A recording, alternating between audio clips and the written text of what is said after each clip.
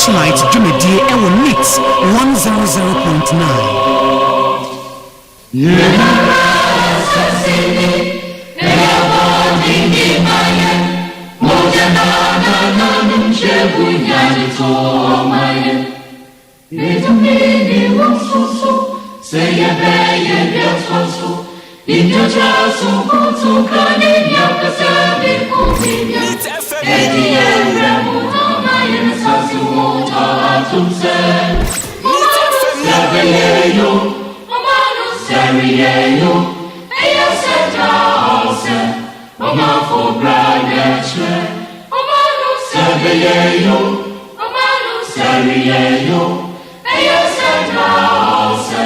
What's it the Torchlight Jumedi Ewo Mix 100.9.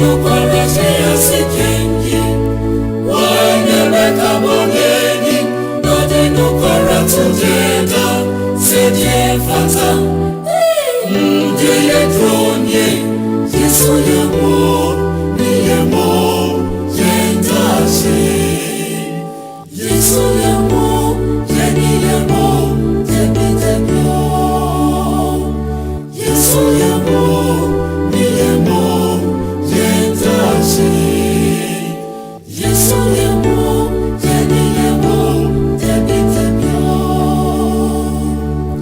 Yesu tini na ri infiltrates us everything Among the sudden wrong but any never system Fire than for Messera than Assassi Kesi Yendashi Yesu Yemo Yeni Yemo Tebi Tebio Yesu singing our infiltrates us everything Among the sudden wrong but any Fire than sorry, Yesu yemo, ni yemo, yendachi. Yesu yemo, yeni yemo, tebi tebio. Yesu yemo, ni yemo, yendachi. Yesu yemo, yeni yemo, tebi.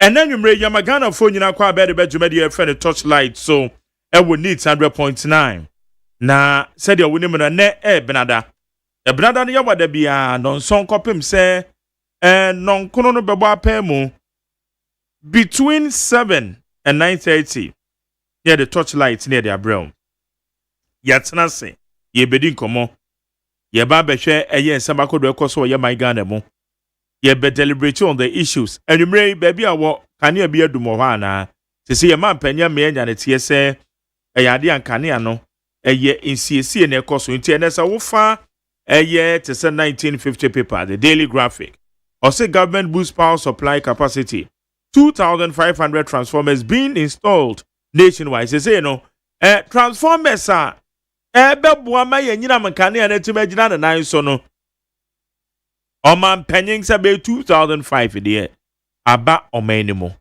na ye kan we are convinced say enyese erratic power supply enyese nyina mekania no ebedundum sa na emom eyesiesie bi na ekoso said the ampanyin na mu na nkasa na to na mu tuo di amaye ECG panyin pa nra ebe pa Ghana for say yes the rate at which enkania no edundum no e disturb no be pa say eyesiesie bi no ne ade e na ekoso so you we Ghana no we are convinced idea what you might find say I am shishie bi anim say nkane na ebedundum na aha dwenyan na yo baby o ha behwe be 3 times no ade na adum so na is really disturbed nti ye behwe say ichiremu abetodwa de ayema panyin waka che mpre so edi kan o kire say upgrading works be na ekoso ya upgrade your transformers na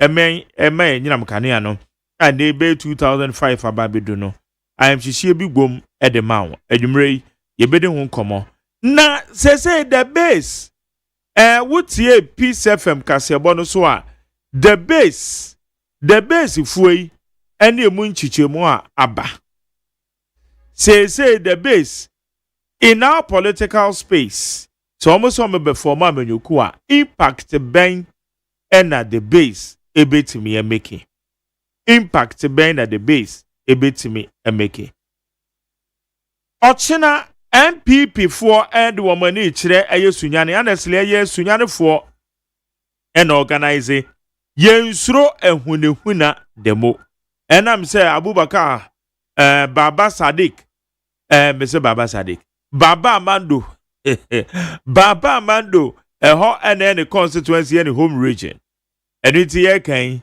MPP penny for ede entoma kobo mo de ano na wo my demonstration no ede bisa so obi hunehuna obi ana say yemra bi na eye adwuma ntia no so yade a ekoso ewo eye sunyane important wonyame adom chena ayenya ne tie say o party mpanyufo national nankasa ne support no fully awom do mani e kire ho etigbe ni nyina no so ensema enwumre ye betwe wo 100.9 na mameka also ko YouTube channel na ho ne Despite Media Facebook channel ne neat 100.9 FM neat 100.9 FM na enwe chene so mesan kan say ene babadwafo ebeba ha sa wudru Tema West jet bi ewo Tema West your friend James Adam Tamakulu aka Jet na King James version so yeden eno yeden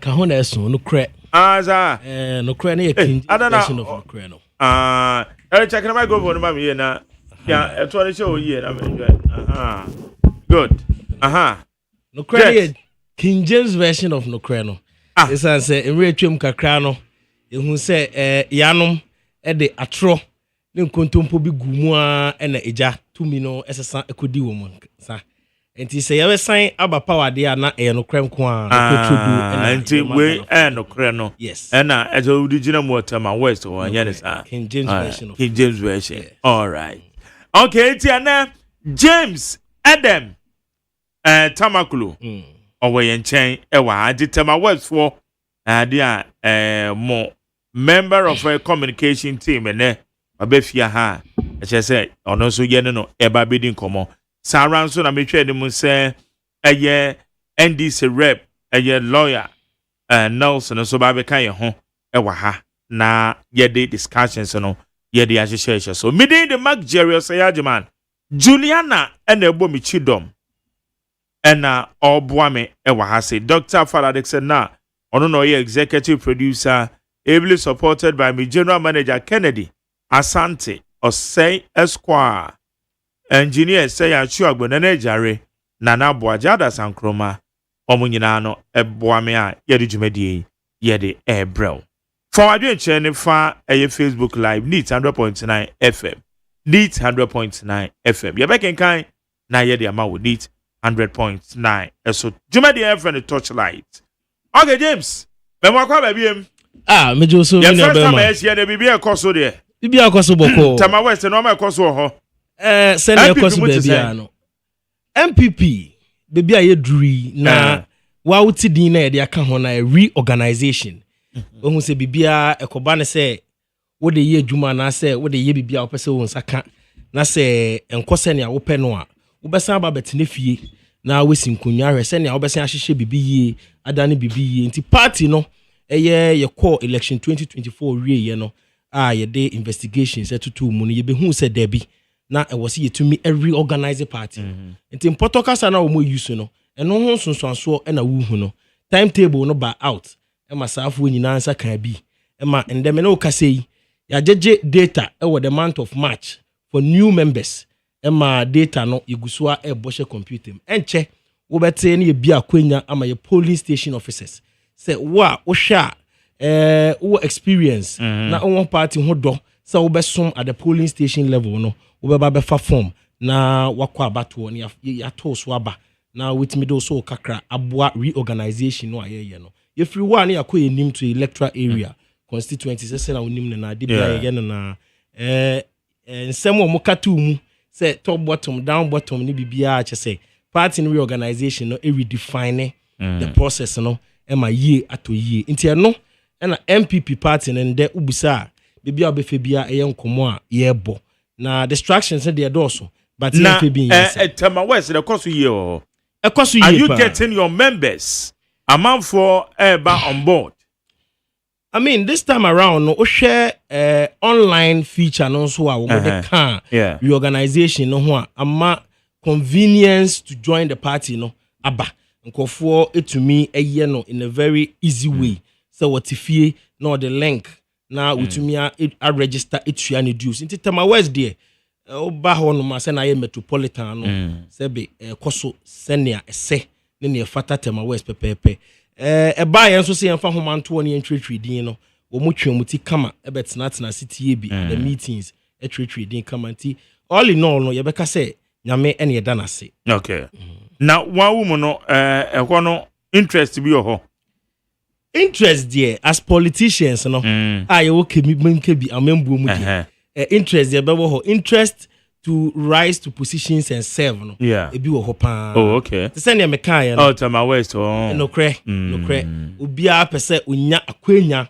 no the some MPP party no in fact the design of our party no per the traditions no emma sane make ho emma party no de bia yigina ho brane enti no yen use interest no on the outside na manfo ati so me wo interest enti me kwa about to say me interest but on the inside no it is for healthy party healthy democracy and healthy opinion sharing enti me gidi say interest na wo ka no ene ne amedwen ne de a ene interest ye ho pa interest ne ho pa yes and achi bia no obeko position bi ho no correct to send am bet ne he ye anwumbre me no ba betwetwe Ghana ho sense ho komo me person ka Tema West Communications Office no me hwe na maba be coordinate Tema West finest communicators what about Tema West and ka obo say you were the finest of communicators me dey akwanya be chia the current Tema West constituency chairman Yera Kwesipoku Bosompem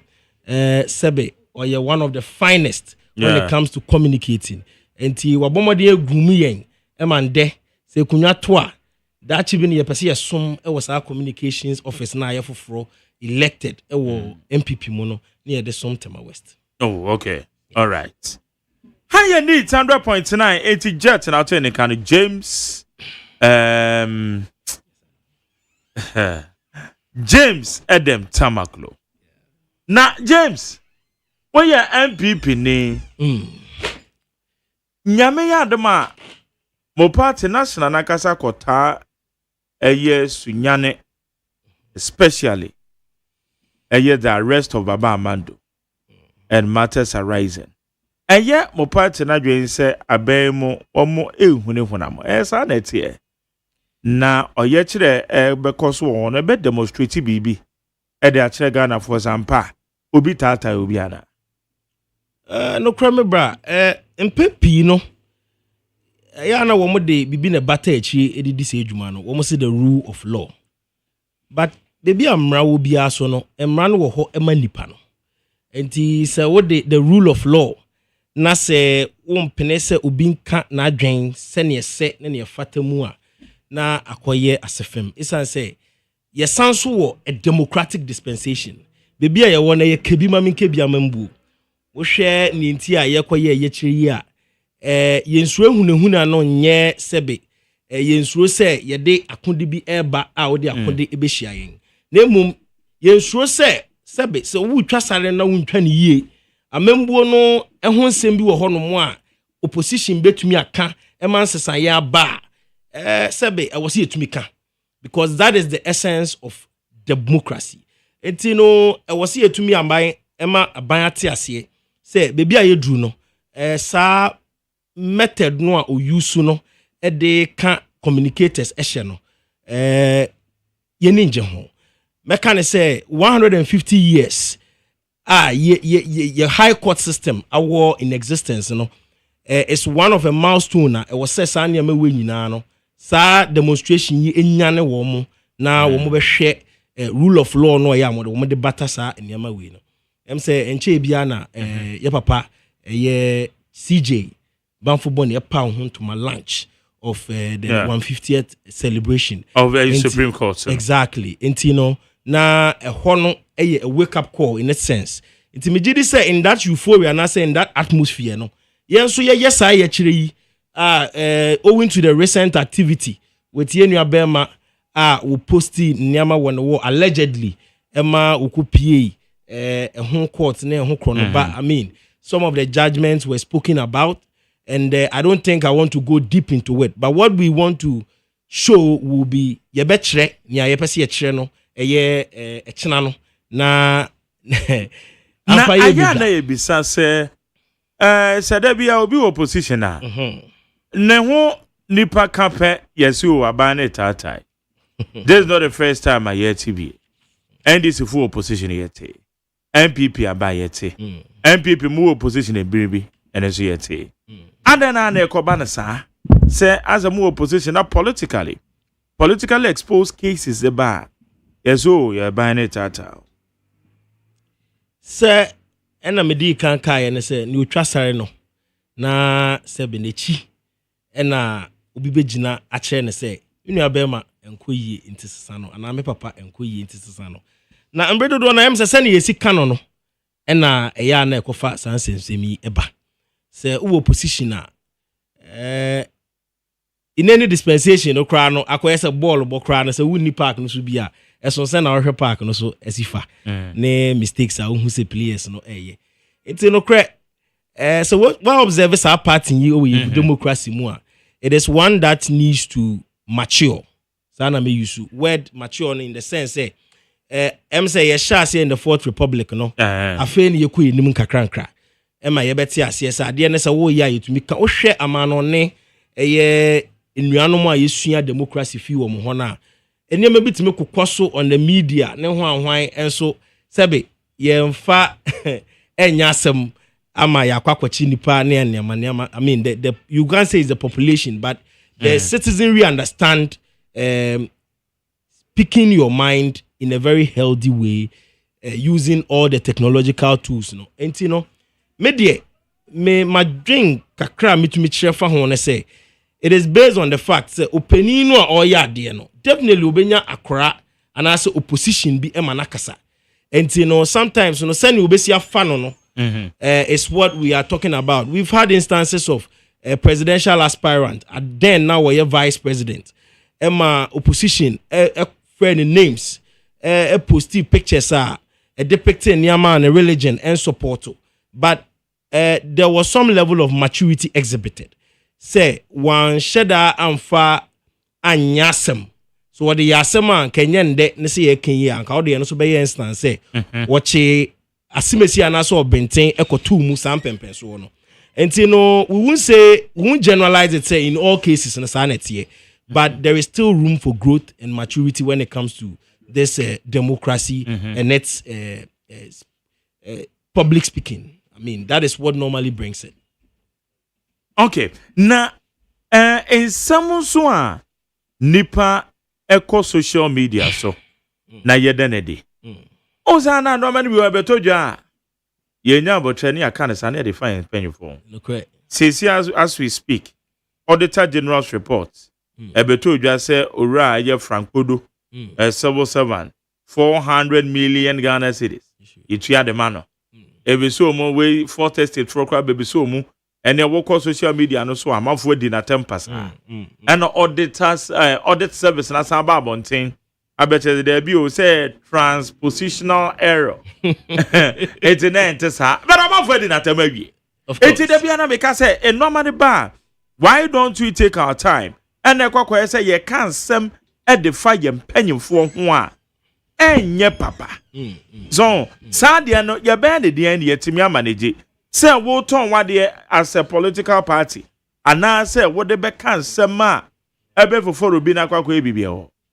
No cry there is no about with sa information dissemination yi on say ye pese e bossa nkomo yi eye 10 years back 20 years back na enye sa easy sa say wonya asem a wo so de beto ho emamanfo ate but in the sha ya be fumfidie you can say internet so, no, yeah it has given some ease to dissemination of information. Sa de no be ma sebe ubetum de aya de papa sa so na ubetum de aya de a sebe ebeye bone in the sense say you will not verify your information. I think that this is where we have to educate ourselves. Say at least information in the bar there are sources, credible sources of information. Auditors report here who can say there are websites approved a obetimi akohonom akwa search information. Bebre na ye nyafi obi post and answer reaction and answer TikTok. But also when you get the official statement from the audit service. Yes, we report nakasa na ewom. It was a so man yes so man audit report abeto ja ye acquire the 400 million. Okay. no enti na ya sase etwa bo no no hwehwe mo ba no say nyo bia na handcuffs good say che say why boni o no cre enti politically no yet so yes message with this car akromfo where you say na keka sense mo basa na dey go terminology bi kra be di mo say court of public opinion say last year na trend MP before Dr. Baumia December na the then opposition o man kan fanfa no. Yeah. But the do was na no kwade do including the Haftel de bia make am once. Yeah. Check as Haftel na dey. But later abayi ba ye Haftel nya adwuma. Yeah, attorney general na ka say go gina say yes. Haftel say na just say come politically ni we bia wom. But beto dwa they are kind of for it. Political communication. How should we manage it? Kwa mbese say faso manage na konkoba so obi akoka bibi ena emra no emrana so ne nan na so ne nsa eno ko defend na the party for beka so we the intimidation we bi aka bi pen the fact is say obi aka bi pen no doesn't mean say enenso obinka we should follow principles so bi ka bi anenye etiene ya so te say entertain no for yes wo kana me so maka etiebedu ka be ben so na yetimi so how do we manage it? Yes, no correct. Two wrongs don't make a right. To say ni awakano, you've rightly said. But na me pese me bobo ni maybe so kakra sana. Ni ameso me wakano maka. I think that on this subject matter, we can't talk about it without acknowledging. Say me akra me ti hey, I am functioning as such. Na I will be guided by proper information. We share a year last year. Na ye wo a buying lawyer penny. Yeah. Ne practice be na. A year ya na chese ya budwa na nsem trofo na ye didi nkomo efa cases so ema ebeye term na enam krumu ankofo use say court of public opinion enti no I think say ye tools na abano na ye misuse enti to say that you curb it in any way no the only way I'll bet me curb it is by education to say nia say ye hu say and the act bi wo hono mu a sebe wo fom was abran kwan no so a eso mu no em say tetene ne yen hye nim me say am tie me start using me Facebooks ne me TikToks e dey me engagements online no I didn't really delve deep into the acts and its consequences enti enfomso bi won ma yesi ignorance of the law is no excuse. Yeah. You bet me akase sometimes ne yembu yeningu so kakra in order not to create tension in the country. At this juncture, ne yebesra ban what power and so ne ye access say ebia sebi ugusua eye campaign in some kasa no unim say your opposition into definitely no we are saying things for Ghanaians to wake up to the fact say the comparisons are there. We could have done it better. That is normal what normally arises. So we share this ambulance cases here. Omampeni was out to clarify things on the use of the tricycles that they buy in the free health National Ambulance Service for Kwaso Babichi. No kwe Omampeni saw the need say abra camera ne streamers ne lives abodwan e was asa asem no wo pe no woka no clarify the air e ye na sam pempenso no wo bi gina aso dididi Omampeni atem say ne awaye nie enti ono so gina so adi na tem a e na Omampeni enya ho abotre e no che na me sure say nka ye che ne ye wiesunya ne de e ba be ye nkrande so anase nipa ne ka say Cape Coast anke be ko so because enkofo bi antin ye antiase yi and so by that the president our communication background mu and I feel that I don't want to be partisan on this one because one mama tiase say akoye pattern MPP ba yen so ye be hante and you know let's learn from the fact say if you want to speak publicly using any media or any platform we be your research kakra. Now we make sure say we be verify information. Say fastest fingers na ya doors we o meyimu. And no and akofa asem ya be. Now also education on the various acts no e back esa niam we beboa. A proactive measure de bia enye hunehuna. Because we demonstration akwakoye ya yesi ehunehuna meboa. Enti no say ade ya kyerɛw de bia ya kyerɛw. Na still a wo so bebum ra. Then it will not be hunehuna. It will be you acting contrary to the law mra asompa. I believe in the rule of law a lot.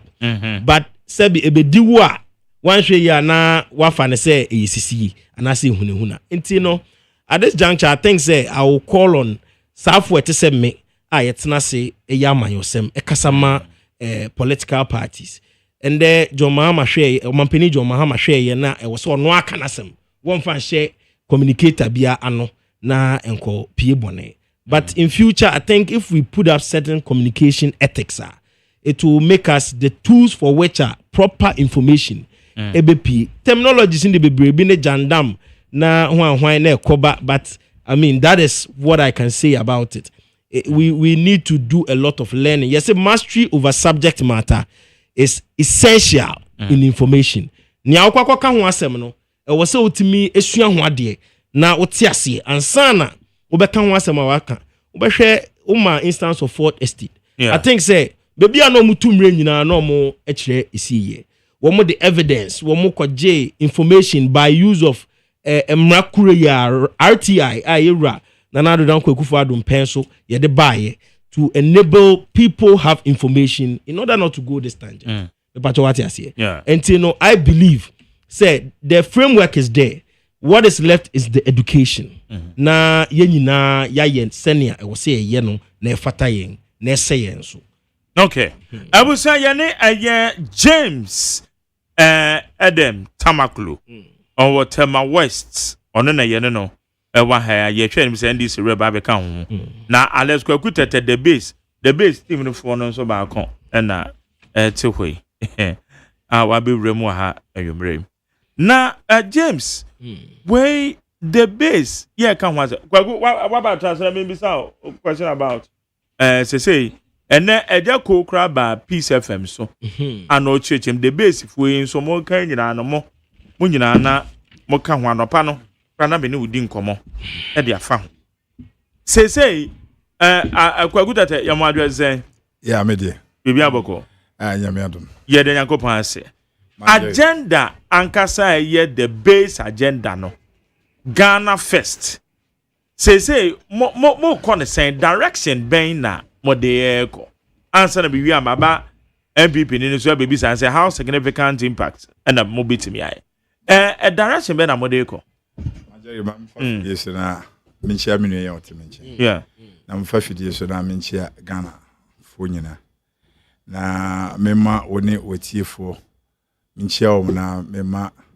despite media money yo say mama Ghana eti Ghana kana nsem bia matters na ya mutimi straighten up my na mfa fidie so na minchia mira akompreko mbo mu ase na mechia la minim say wapeja ne mu kakra enura anwumre free amai Ghana nti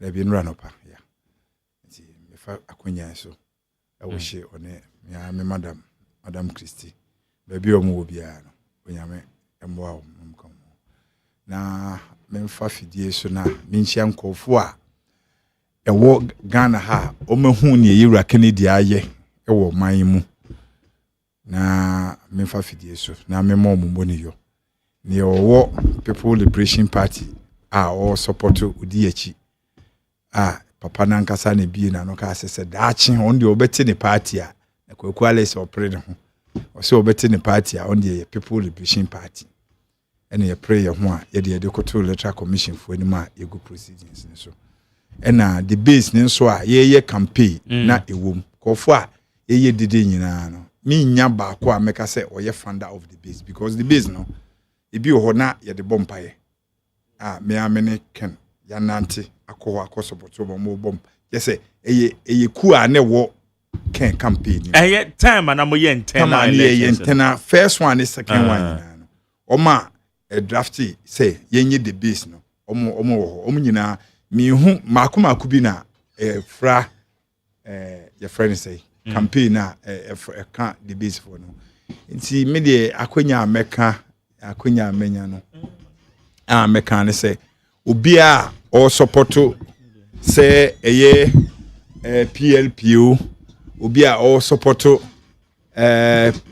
friend say the base Ghana obi a o support the base movement ye nyina no puto hwiegum ni nyina ko concern ba kum eye bufuo a ye bufu MPP fo ne nyina no ya step aside nti se monso moye na akasakasa ba ho a ha adwen kakra obi anya ne de Bible say obi ani nyina mbu munyin ne twabere no so a ye be den obe kire ne ye ne ne enye nti numbers na ye pe sade na emu acheche miensa ye ka ho asem nyina enye bibia o eye numbers na ye pe numbers a ebetimi aka papa na kuma na ye de adesede ne kotu nanim a waye den wetimi age atum say because in fact Majeri ebia omo ye dede no obeji atum because me de ewunim o me na wako papa ne fie be several times or I can't say me plain say the base or the movement or the way na ni nje ho straight Kennedy ankasa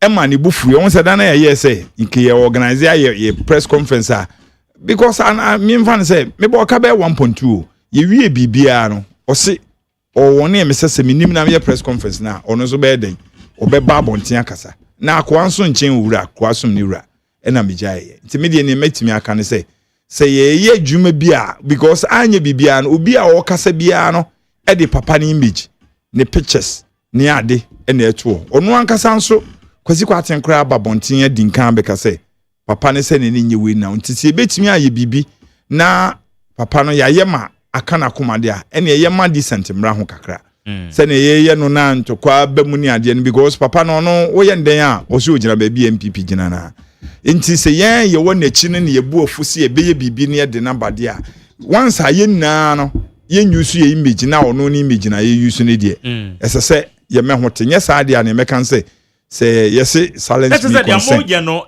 mo be ye no kwa if say direction ne yes direction no honorable Kennedy ohina Japan de ebedi animo dia ebedi anima and until say ye ya adwen say me de me wo ho ma Alan any chada anaju bi omo ba ken ho say omo mi no planning ne ba dia adidi no but metimi aka no plain say Kennedy no onfo na ye ne so enti say ye beye bibi na ebe ma Kennedy adwen asesa dia ejina ye so na dia na ye no so no so wa ama mountain ama state no ana Ghana fo hu ba bi ojina say silence me concern na that means you be abekan say ni ono na she ye but metimi aka chi plain wo mra free 2018 a me support o ken di na chi de me resources me bibia di na chi no metimi aka chi plain wa say obi ka se Kennedy so ne ye no so a oni me kasa eye bufuo mu so ata say oba na me wo fie ho a me ne no eye bufuo mu onso so be yen so ye kire say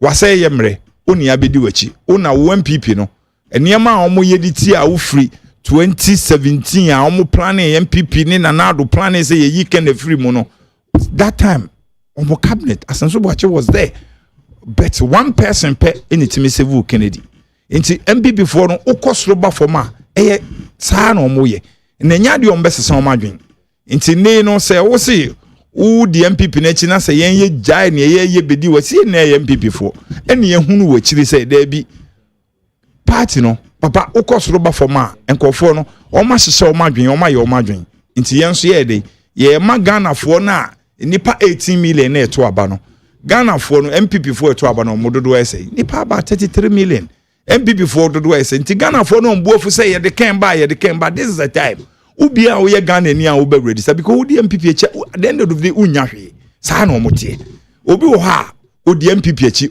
ono ani bottom ska kura bi nkoda nti onhu pain no onte yawo no ne ye ka no onte ase na se wa resource party no wama party ni ska wama party ni bibi pen e dia ubehu se da bi nkofo wi omo nye ni papa so what I say nti me to me ni dia wo ye Ghana ni na wo se o pese o join amanyoku bia say ye the base movement say the base Ghana say people liberation party ye Ghana first na support na di akiri na ye nto abantia MPP die say MDC for ye mistake na MPP ba ban mu bi ma NDC em form ho nche okroma ye bedri wo mo fucking because MPP in particular no is supposed to be so mo tene fie be 16 years na o mo sua nyansa kakra na o mo hunu say amembu no enye circle ye Ghana fo nyina enti mo ye de atwe MPP about for more that's correct that's a word mo ye de atwe MPP about for that's a word.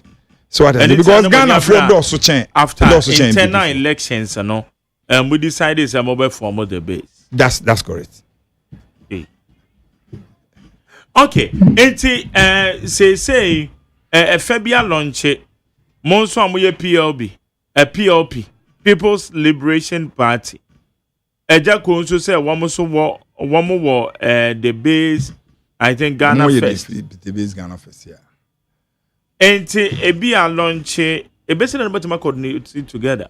Wo mu nyina mo one agenda. Police say nchiche mu bi na. Majeri say anopa no me catch say Pentecost for sum nyame baako, SDA for sum nyame baako, Presby for sum nyame baako, Roman for sum nyame baako. Ni nyina MPP na mpo ukuma ya chiche mu ne wekuku bebre ene adwane to MPP no. Nti the same thing. So what I say, ekuo na airdoors no, we mu akakra no ye mo baako fo bia say organize ni partner. I think say ebeboa. Na ne me sra ne say yenkofo no, say ye separate na we ntokwasi a eno na di problem no. Ebema amanfo benya ye mu kwan nti ne obia ye bia no odi obia amfa ne sekan to ntokwa bi esi mo court o ye we onza anopa no kra me ka say Jacob mu age injunction no so mo apply injunction na say ye me dia nka enura na nka Monday no dia wo ye den nka wo mutimenye bebia no mo mu ni adaje for proceedings for issue about court ni nyina is kasem bebia no ma ho odin ne intimate no mu ja ne sa dia bet mahunu say odwen ho kwachira yemfa saa niema ni nyina nto ne yenkambom se ye adwuma pe numbers no ye target ye 7.5 million Ghanaians se ye nya dia we nya bi a masa it's about 40,000 police stations across the 16 region na yetimi aye masisi okọ app ne so a baby a woto a baby a wo register ya ne de okọ ye card a membership card a uhu wadwuma a waye se utua 1 cedi se adwuma wo na okọ ran so kopɛ nkofo ba obi bia ye scanning ya ne ehu baby a woto aba adwuma waye de aboku eno mo ne ade a software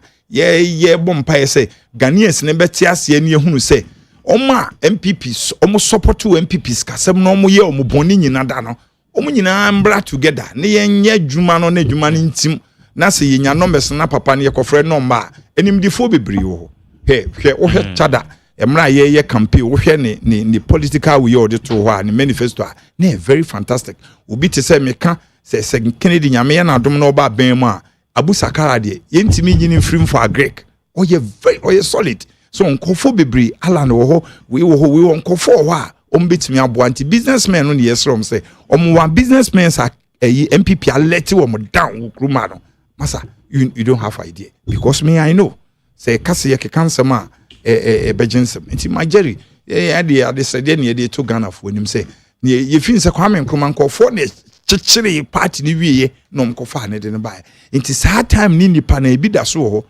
so what I say omomodin hwe Queen of Sheba Ethiopia king Solomon ne wo ye no wonim se ne Israel for a finding out akọ Ethiopia ko ye din ne hu se we mu ye omonkofo makose se omo nyina de omo akọ back to Israel na MPP for no omo kakre wo mu no omo pam wo mu nti ye mo hunu se ya ye wa bonten no ye do so chen omo ankasa no so what I say na ebane sa I hope say amanyoko bia na already so speaker of parliament so aka hwenim dia papa no kura o say we need Ghana need a third force inti say need third force na say kambom ne ye hye niema yi a trust me say because NMPP no MPP no NDC ye one party obowa obi entimi mpanitwiti eye nipa ne to aba so what I say me fin say mbibia ya de ayem ya we nso fin say mbibia ya de na say kan ye ho bom yi ne ye be hye niema e be gi wo monsem so what I say okay e be gi wo monsem right Alex Kwakutete kan ho bi team and edi honorable Kennedy Ohina Japan echi na kan ho bi ya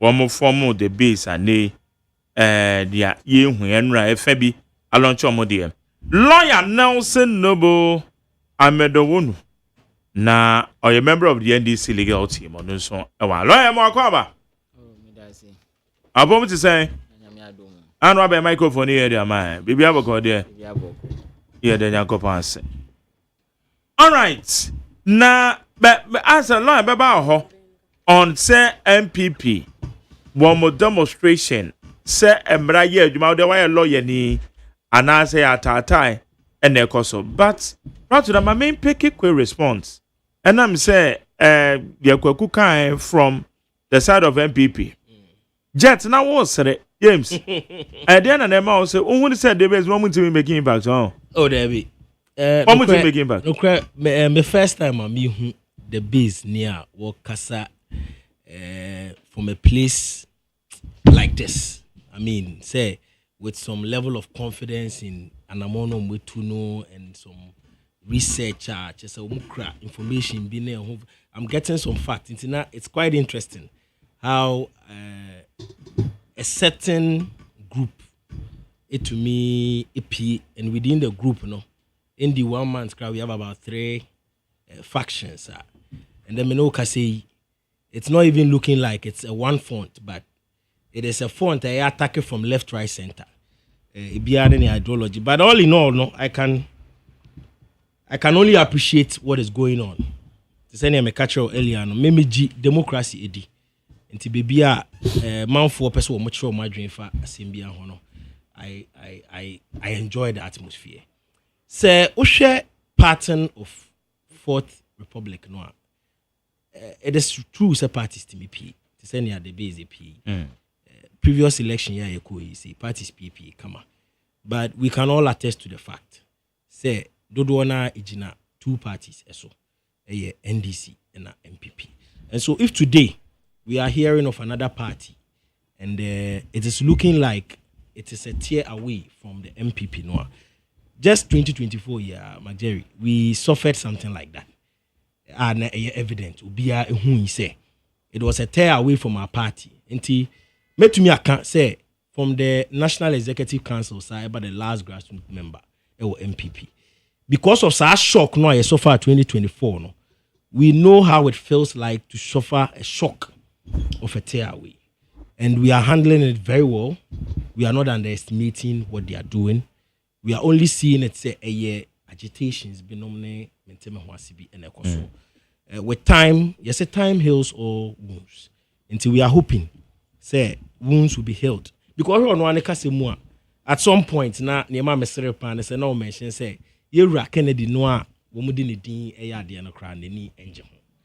But ono aso sound contradicting no kakra ka say but omo ye ne tese na ne ye ne tete no na omakokofa Kennedy aba. Uti omonkofo nso on the social media apart from saying nkofo express displeasure about ne ekoso no say ne amoye nyam njai ne ade no, the people themselves doing the thing no, they keep saying say ye chechire me na gina ne yakofa Kenaba so pompo nim say what bia every crack I say one threatening say one macro nom the be by force. I mean those are the issues or raise concerns of numbers and also my sere kakra because na I am a deso acknowledge say so bechichira mayuku na etumi eyi NDC fi power de na say e was so nya numbers no na numbers na yimfitia na yenya MPP is built on traditions of unity.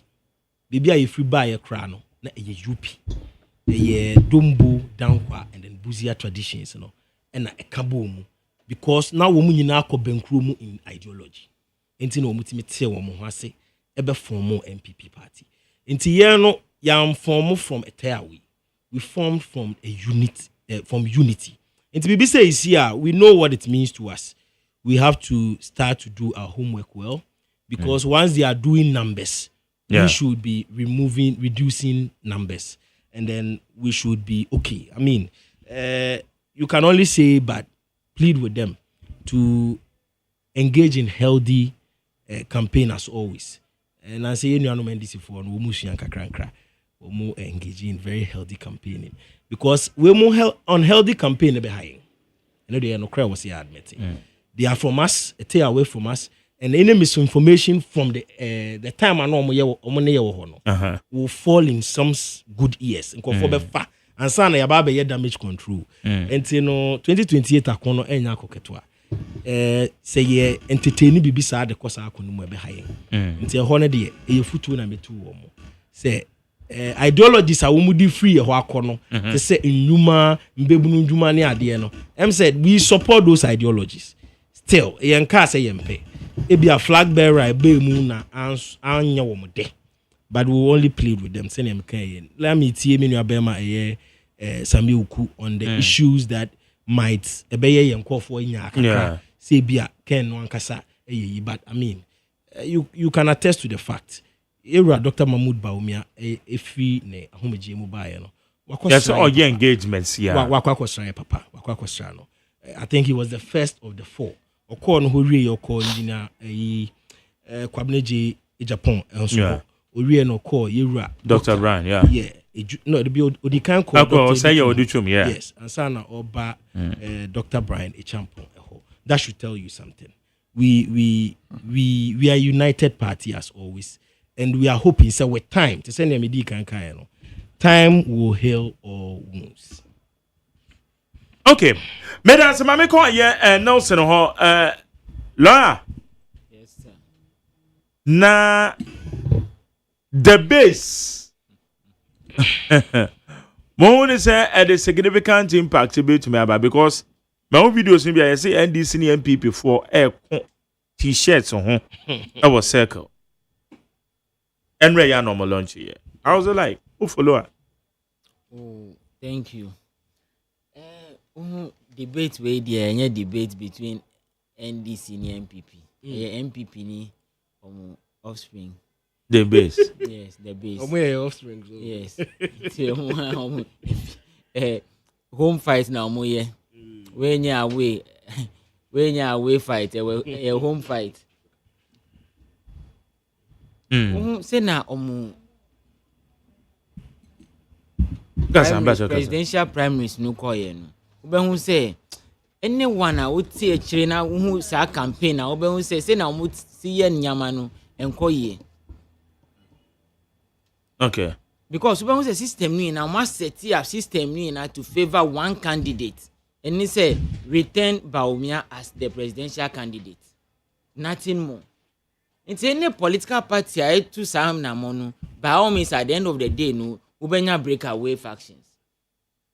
And see, the base, no, and is any BBI news to NDC. And the base, yeah, we show them well, because MPP, they say, I know NDC and other smaller parties. And yes, NDC and MPP before 2020 election, we can say MPP and NDC duopoly. But see, I know NDC and other smaller parties because any party a micro minority or parliament, no, want to make us a major party or Ghana. Into NDC and other minority party. Into the base, and I would describe MPP as a minority party. Or NDC and other minority parties. And yes, okay. NDC, MPP being minority, that be other minority. Minority, okay. Yes. Yo. And all the minorities, no me na muka ubi. And yes, MPP a major because micro minority there. Oh yeah, micro be a micro. Because I offer cheap. We got touch cheap, big cheaper. Yeah, well, main one, small one, no micro, nano. What won't say? Who any political party? I say. Micro minority, they want to make us a major political party. Inti the base there, yeah, we show them well. But say na say we wish say MPP form but me embrace the base ideas. Because the base no almost some of the ideas be bad. Say job creation. The same job creation na my pay John Dramani Mahama yes is here. The road expansion, the big push agenda, big push no, is all about saying on creating jobs for the youth. The various interventions for economy more. Who say replacement of all transformers I under ECG. The same transformers I want to go port more than 5 years. I want to mean a Yamanu free port. They say I'm paying my aba or see that be. Wait there, so obiasi onya or no de oba obeye. And they say yes, it's 3,000 transformers. Say na ye electrical system no beko ye so that we can build more factories, sir. Because we person build up more factories, sir. You need power generation in the country. I would be boosting more powers for because before 2016 election, yeah, 9 people can say, oh, excess power generation. And I work room her SS Now power some mass generation. sign PPA said the job. SS power generation. But 2024, I feel now a time now more free power no. Who's SS power no now obium.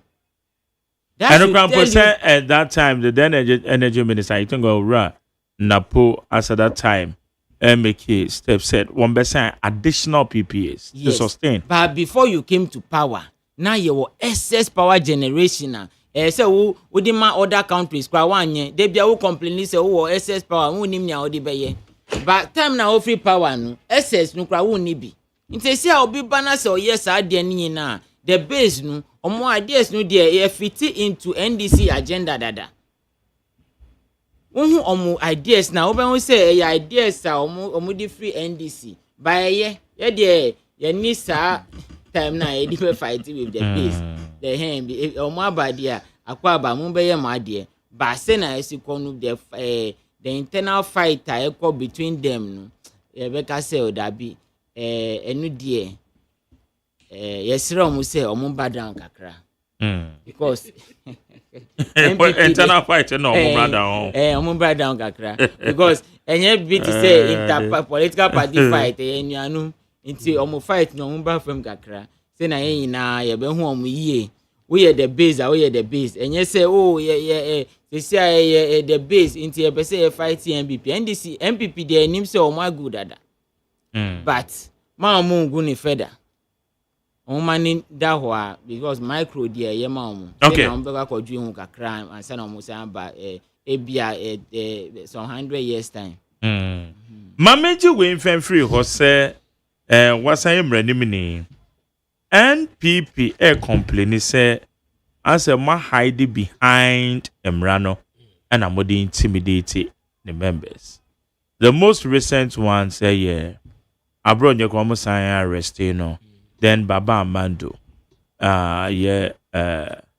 ononso one more arrest na court and granting the bill though prosecutors crano are opposed to a bill no but courts remanded no high court any charge no ochina mo ye demo e de tia mo say mo intimidate you. Oh, thank you. Demo dia ba demo MPP no ye ni mo I know about microphone. Ye ni mo history for demonstration wo krom ha. Time now Oliver ni anu ye demonstration wo krom ha. Si na mo chi omo nyina ko good cells they say obi a obeye cool country way. Meanwhile just the common demonstration na obi a ye de bia sometimes ye mo amand. Oba na say lawyer who say demonstration em rather ho. You invite prekopa nye demo. Enti Oliver no ma arrest na e course no. Nye say just a mere arrest. That time I'm one of the lawyers. Inti some of the demonstrations omo ko police for nchen come omo notice the clear notice omo dey ma police omo chire baby on be fa na ho no omo fa ya na yes e ho na omo fa police for anopa na omo be demonstration na police for go block baby a omo person omo block nti enya bibi say Oliver ni nuanu omo person omo fa baby exact place ndabi police for na omo create that insecurity obi okotu police car key adenezo go yes is it because oh you demonstration na dabi time na emotions be mu obi o see o dabi me on me right say ye fa ho e na wo si man fa ho enu na di sa fight ni ba ye nti en de man sa asem ni de na e wo court nti ye nja enu si ho ba wo demonstrations obi a what demonstration mu wo Chrome Hapa said that be on Jesus say on be demonstration work country way. Say see our person or demonstration. As was a quite say obey demonstration. Oh, that means say see a reset agenda no a year jumapa. Because bet me a demonstration work Chrome ha now obi anchi obi ma notice say oh police e demonstration obi an besisa will route ama and I say bibia. Oh, that means say they say an reset in the year juma. But yen call into identity na muye demonstration because of say na omuchi abronye ni nuanu wan kasa hwe eni abronye kai about judges judge amani decision any judge decision is law. It's judge amani decision say me decision ni ebia say district court na ema decision and circuit court and high court say woni ni nya adwe na the best thing we any say wo ba appeal say a district court appeal to a high court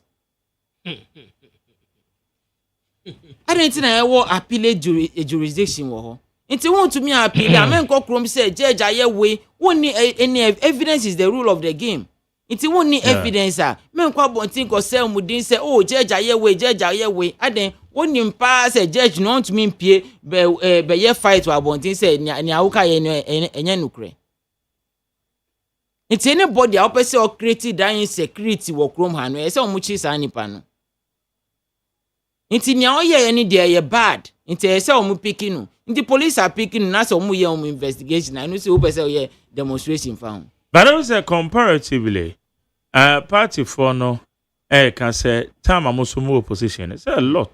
And normal baby also. You'll be an eche no ana. Then you'll be an much. Democracy, no. Democracy allow for noise making, freedom of speech. Into work to me a noise at any time. But some noise making no, is different from causing fear and panic.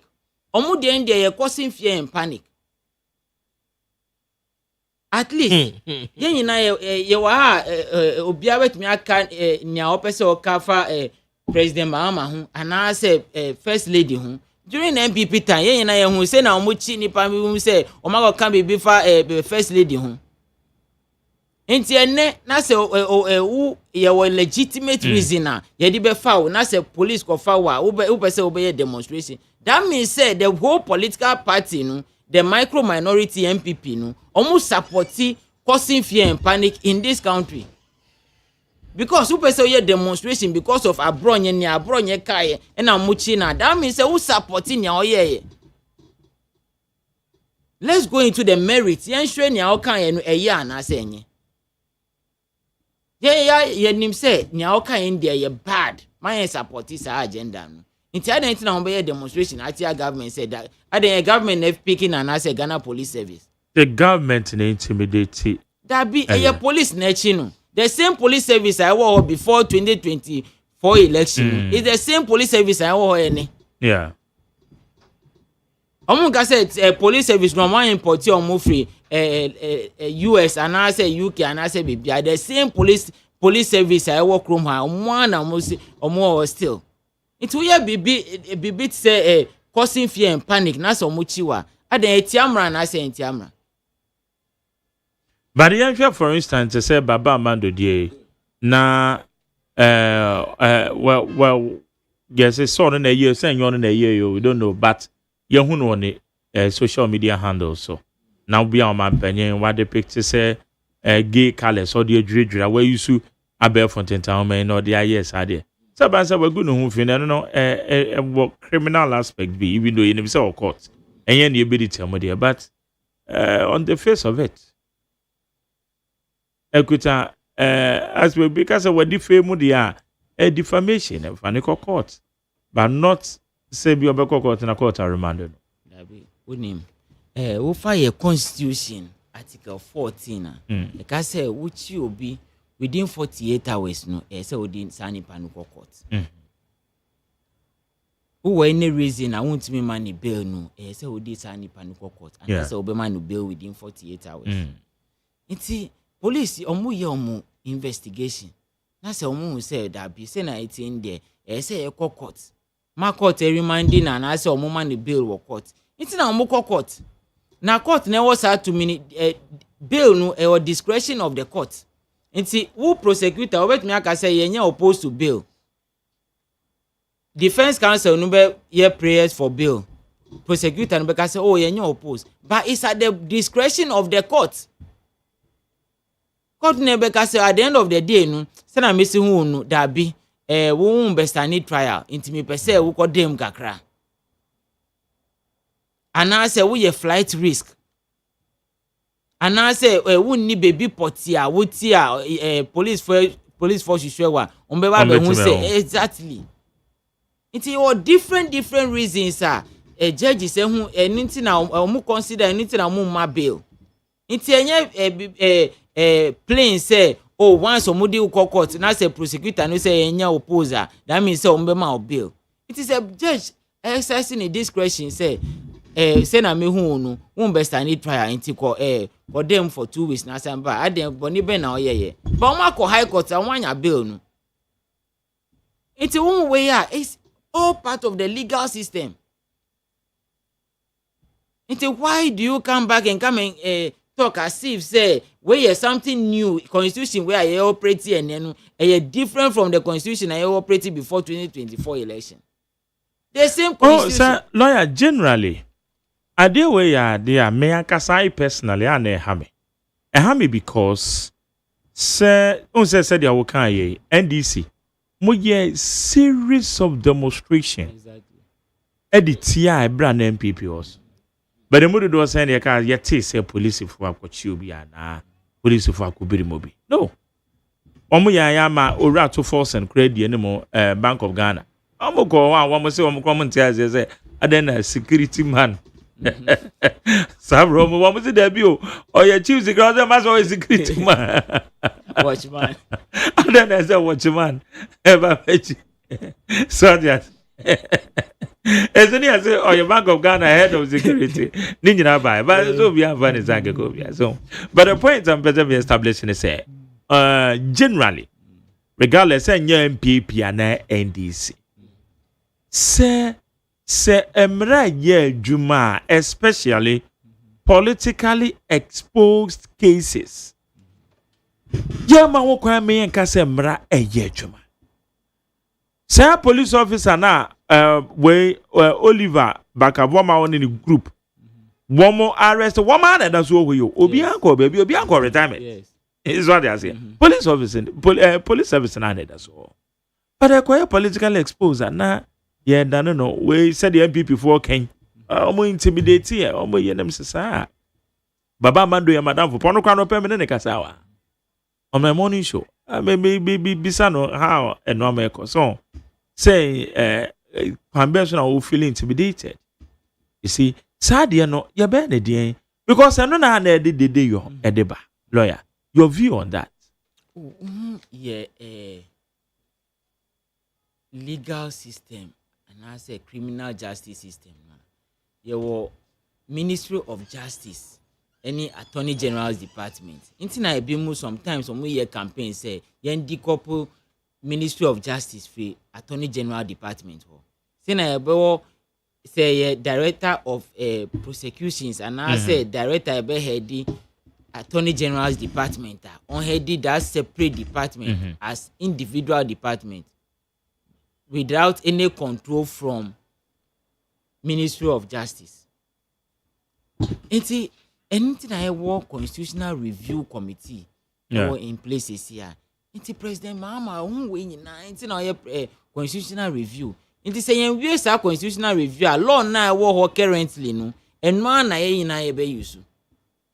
Because that is the law right now. Law ni say Attorney General and ye head of Ministry of Justice and Attorney General's department with his deputy, then followed by directors and all those people are more under them. Now the same directors are more before the current government came in place. No, the same directors never. In the court has changed, and the same laws are ever. The same court never. High court are high court, circuit court are circuit court. Into what has changed? Into nothing has changed. Into ni amu person omu yeni se omu person omu create insecurity. Say na omu members na asha siya kakra. Into na omu chi omu no. And man omu person omu aggravate to another level with demonstration. Say na obi abe hu say oh sana say na ye wo insecurity o. Omu bua ye ni insecurity bia wo bebia. Ye political gimmick omu person omu ye say na obi a oda nchen omu say oh say na omu ye micro minority we dey enye. Ye na be say e join omu. It's members drive na omu ye. Omu call on members strategy, drive. Strategy. They said demonstration. Wamu kusu. Exactly. I was Sujano ho. They said we'll be me on the call.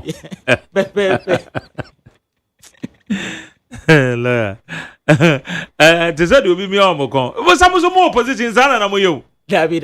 Was who comes out that will be me on Mukama, electoral commission crash. I say, I beg you, More opposition as an book. And then I never worry. So we ever come about later. The story is different. It's a worrying situation. Say into your bedroom, that many your bedroom, you say, win in there. You better become more opposition. We'll be swaya more, but they said, yeah, obi miamo. It's a worrying situation, lawyer. What's a while lawyer needs in the kind of day?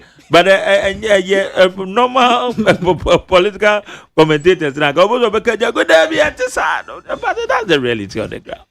So that's the reality on the ground. I wish say you be to medru baby near kasa sadie way dear. Yes, demonstration to say the MPP folk way. I agree. Demonstration will be well a man man one. And also obedience is share so. I go demonstration. Now you're peaceful. And for how be about no problem. But the entire woko demonstration, you be who for my sibre. You be the underlying factors. Why Ben? So how do we deal with those factors? That's the most important. Yes. Because beyond that, in the NHS, I say a political game making any use. Said they're working. Well, what they call it for sympathy. First, no, person who said demonstration legitimate. Bisa who say why na yes our prosecution. And your lawyers were Attorney General's department. Civil servants. And your political appointment to civil servants. The same lawyers are the last time on year recruitment for Ministry of Attorney General's department was under MPP. The last time on year recruitment was under MPP.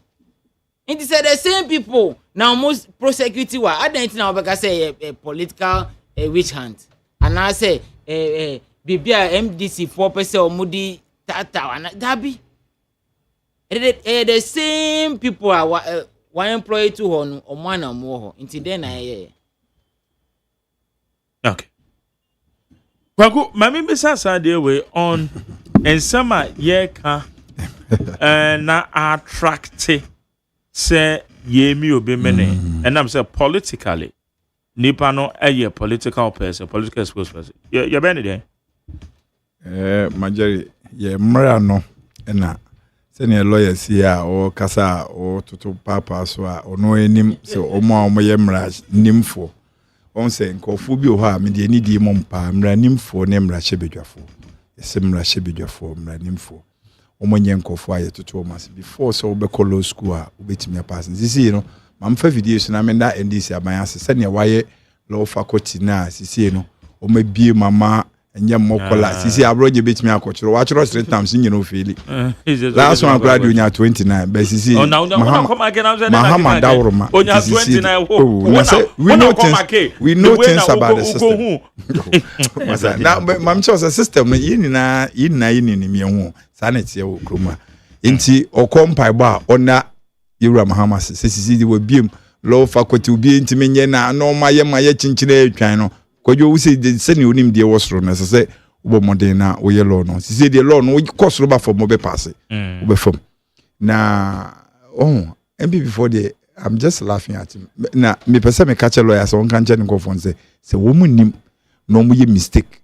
Nendi say yang near Bayano, a Bayer West because third force na ebani ye be ya se Kennedy say duru ho no ma ye de ahoden kra kwata NDC but we make sure NDC omantimi sana my madwen. That's correct. Oh, because eduru ha 2016 kwan ye fa so a NDC MPP wi a NDC abana me kire wo eduru ha 2020 MPP elusu ye be omu wi NDC me kire because ye were 4 MPs bi omu nyina no omu lusu ye so MPP wi a I will expose everything, trust me.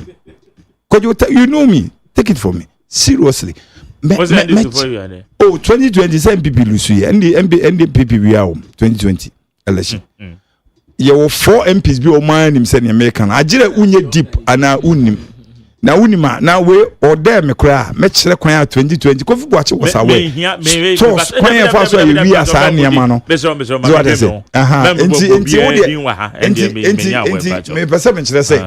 we know yenim ne yeka. Inti no omo de NDC omo nyiro omo omo de yenso yenye de MPP for more there say oh obi enti mu a obi wa soro dem mutime kwotche ne from asoro dem mu kra amose obi anye demonstration enti amo mo we have a capacity say mo ye demonstration Samia Wuku eno a one wo kasa oba bi yesa Samia Wuku na di ni tu kwan otimi ya ye president grade na se na wo kasa oba bi o Samia Wuku na di no so enjo be so che say Samia want say eno want asemo kan asemo kan ni e koso nyina you know oba bi obesi mo ne ye den ono ye boni din target Samia Wuku nti nioma yeah me kire say eno ano na me send no message so wan fi ono oba no onu yede na tag Samia Wuku se Samia Wuku na di tu kwanti ade na wo Sami unim sa ne ma we sa Samia Wuku ne Sami Jemfi no you see sankofo no mienu no me respect you just say sa Sami fo mienu no wan hwe ya betimi apanitrate to bibi nti omo guide omo nsem kan omo suspension bi aye different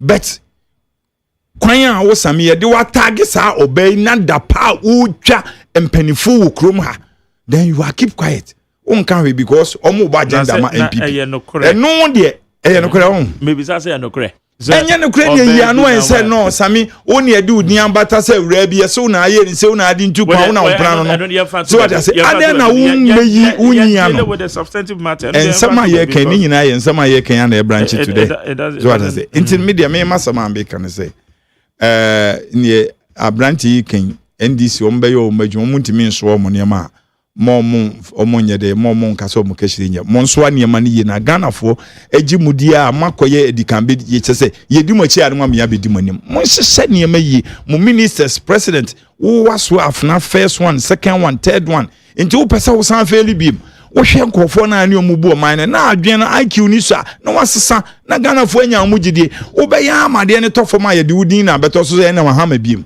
nti wonhye ni niema yi na yen Ghanaians na yi di na chi yan to about me to ka kodu mi kru me ma me kan wi asensem nyina ma to how can I vote for Bawumia eye me hiye me tan kra you see enti so man hye o mo niam ye na ndc filia o mo kra ye mfenche o mo chen MPP for de enti ye de ne ye kan say o mo betoto o mo niam a mo nka say na eye the base na ye we na ye say ni ye say no we are Ghanaians nyina ye Ghana for Ghana ni bia nchen Ghana ni bia mumbu o man ni nya so obi so ye president a wo ye de wusi ho se onye ndc ni ye de wusi ho se onye MPP ni so far as awaso afnanim no ye hu se wo ye Republic of Ghana president deal with the issues na wonya adwen na waye ne ketua bi na wo hyehyehye nneoma emwa Ghanaians no ye president wa na wo kan se obi nye president na wontuofu na wo de ne wan wonim se eye wrong no na wo ye no right enye oma policy mra ne so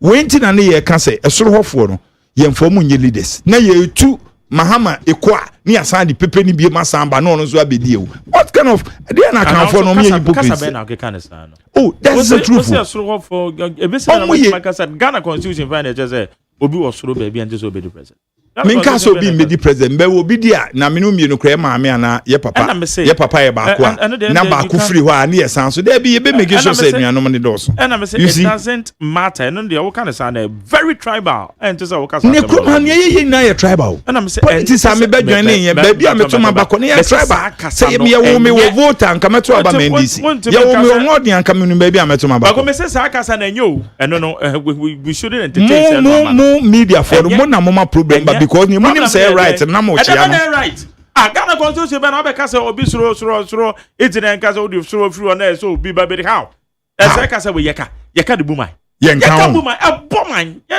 you shouldn't talk like that. Wow. Yes, you shouldn't talk like that. Say no we na dem talk ani ade na dem kwa we nya ntokwa me say you shouldn't talk like that. Ye mienu ye ma me ba ko mali e chade a obi e nya ne de obi a capacity na depend ba be president fair enough be say depend ba be the president. But this presidency ni enkwachire ba bi obi free ni ba bi obi free. It is wrong. And no say politics we ni ya na. Eno ni ya amanyosem no. Ni enti a constitution ni mo obi a ho kwan say obi etimi o kan de na me ka me dia. That say na ye na ye share ideas. Enti eno de o wadwen no o say e bad. But me de me hu ni say eye papa. Anyway. Your friend say Jet dear lawyer eka concerning mo issue ochina demonstration na ekoso ne e said you can I say emran ye adwuma na ye ka bibi foforo no kre lawyer ekasa na sɛnea me nua bɛma ɛsi hu no na matwe pen ɛsi ne kasa no ho ɛsiane sɛ na mewɔ hope bi sɛ mɛtete nsɛm a ɛfa mmara kwan ho at least mɛkɔ constitution no mu school kakra act of parliament a wɔn gyina so ɛde yɛ nneɛma bi a wɔn yɛ no na mɛfo sɛ mɛtete kakra na egya mɛkɔ no na mɛ nso makɔyɛ yɛ ana ɛwɔ fie ɛde akyerɛkyerɛ tema west for adeɛ na deɛ wɔn de yɛ no deɛ na eti amra sɛ ɛna mɛ sɛ lawyer edi kan kasa na wone lawyer ebe debate na adeɛ a yɛhwɛ how lawful it is na ɔno no nhyɛ daa nka bibi pɔtee simi nua bɛma ne di kan kae I think say enye me nkwa na me observe bibi sa oye comment bi say okaye no say causing fear and panic. It is one of the grounds for which if you are misleading the public was see befa wo eko. But I don't think say on the case in question I see Sunyane few days ago I involve a communicator back no. Anything of his behavior caused panic. I don't think say in my layman perspective. So I was thinking say lawyer kasa no metimi afemu aba and as I disuade kakra e dia. Abasa what depict a woman penny picture. Na okoyente so. How does that cause panic? No be a onim nipa nyina na enim say yetimi dia be for ne dane no amani. Ipa no ande yem be hye no say hey no man penny post be in 2024. Obi a oye against especially with the LGBTQ. Mekai post be na against a religion, a whole religion in this country. A post from one more deputy communications director, I think, national. Then. Okay, no, for now, yeah. So yes, you knew Bema Malik Basin. Yeah, and because I said no, na post no na enyense bebre na eye haram. Enye papa. Haram and a picture. So must we continue? I don't want to go to the verbal and some more kind about it. I don't want us to drag the conversation because in some more kind, you know, he didn't even imply, he said it directly. Say, or report. And we didn't see that as fear and panic. There was no panic in the Muslim religion. Say, you abe me ede religion enam. Man for tias say, hanosum, and so now we report. Say, nobody spoke about fear and panic. It's not all fear and panic. I wanted to know what fear and panic has to do with a post on social media. Sebi obi any angel home. In fact, circumstances surrounding that post, you know, just say January nimuna inclusion of what do you call it? Content be into our curriculum. PE curriculum, I think say page 3B. Definition of gender identity being in a PMO. Those were the circumstances surrounding whatever the citizen know at that time or your communication officer know. Affiliate or also take it to the social media. So when he talks about fear and panic, I don't want to do the law terms here, but I think say he should be in the right person place to educate us as an NDC person and also a law person. Until I don't think that there was any fear and panic. And no who yechere and I yakwakoya the channel. Oka defamation. Defamation on the other hand, I feel that there is some form of basis to hold your communicator and say we defame the character of this our president and this minister. When we say that is why I say me person me lawyer was it is the level to which assembly bedu court na ye dinasem na evidence aba na defense aba na ye hu say ebi kra na na enyo no e na ode to ho ebi kra na one fan to ho to insinuate that no be o sha tare kales it could mean anything. Ignorance of it might be an excuse because no only say when you post such a picture it means that it could also mean something. Until me person me call the technicals of it any makano me ni law background bia but now I was hoping to get that education from Yenu Abeme so that it can justify near NDC for the power ne. But this is clearly abuse of power. From what he has, yes, Ocean Kase mo went to me defending in some no e far sa ye na buy because ye na mfitia ne buy. We were not sitting in our quiet and then started to demonstrate.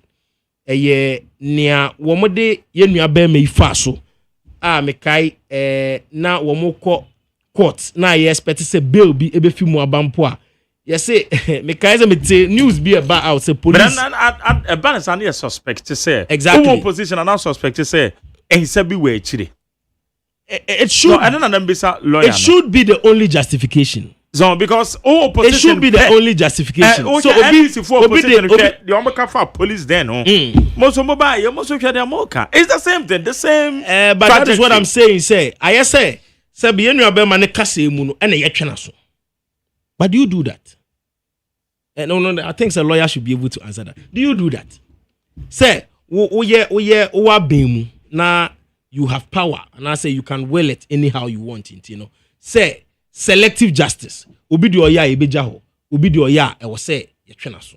And I will use this opportunity also to call on our judiciary. Say to say never kan ya bra na menu abeme ni hui. Make jidi so kan ho bi. Say in the 150 years anniversary celebration of the High Court of Ghana. In Sembu say are the issues that should come up for discussion. Case studies in Ketwa say I mean, the youth of the country now, we are learning from whatever is going on. That is what I can say. We are learning from it. And so, if we learn right, then we will say cycle and I say chain no ube do opposition na ukebia ye befso pa e de ukono and I say power utumi etna seka say we can akofano no. I mean, we will break it in a way. We listen to the likes of Kelvin Taylor. In fact, I used to stream that gentleman for hours and Obi be say why are you streaming this gentleman MPP communicator and I say send you wosi kono cancel no me pese ye pon show no me hwe dia ye power no ye de be yes abranti but ye nya no hwe enti what I want to say is that it is selective justice. I don't see any case of causing fear and panic. If you want to say defamation, I don't see any case of defamation. It was a clear abuse of power and intimidation. Should send a signal of dissatisfaction. Say, your opposition. Now, Nonkasa has clearly even said, a few minutes ago, now Okasa minority. But Nonkasa can say mighty minority. Mighty minority, no, and ninja home. Now, mighty minority, so the yet means na hodisa. We must express it and then let them know. Say, one more year, Yebeka. Ye kita womo budget akoma bosika omotro ema mai 2025 2026 dia womo so womo de ma kwan dia womo so womo de ma health dia womo so womo de ma school enti ba ye beka we will say it, we will keep them right, we will make sure that 24-hour economy womo de hye bo ema Ghana fo nya gidi omumu last year womo pa ho ntoma fefefe 8 there na one more see 8 BB about Jerry Bacha okay 8 there 24-hour economy now 8 organs I say 8 go 24 okay what's in one oh that's it and I cross marketing as well. I mean those are the issues. If they are busy with those issues no I don't think say ubitna social media no posting maybe a be how mo be all right yeah Medan say higher date 100.9. Let's talk about power crisis quick. Answer na makweti force. Lawyer mo na mo abemo. President explain actually. ECG for crowd by mountain so abekasa. And the president asan chire musa about 2000 crowd would kan earlier. What we experiencing enti te say o man ya komanto yem say enya de a ebe te say enkane bi etwam ana. We the same thing I see under Yewra Napo.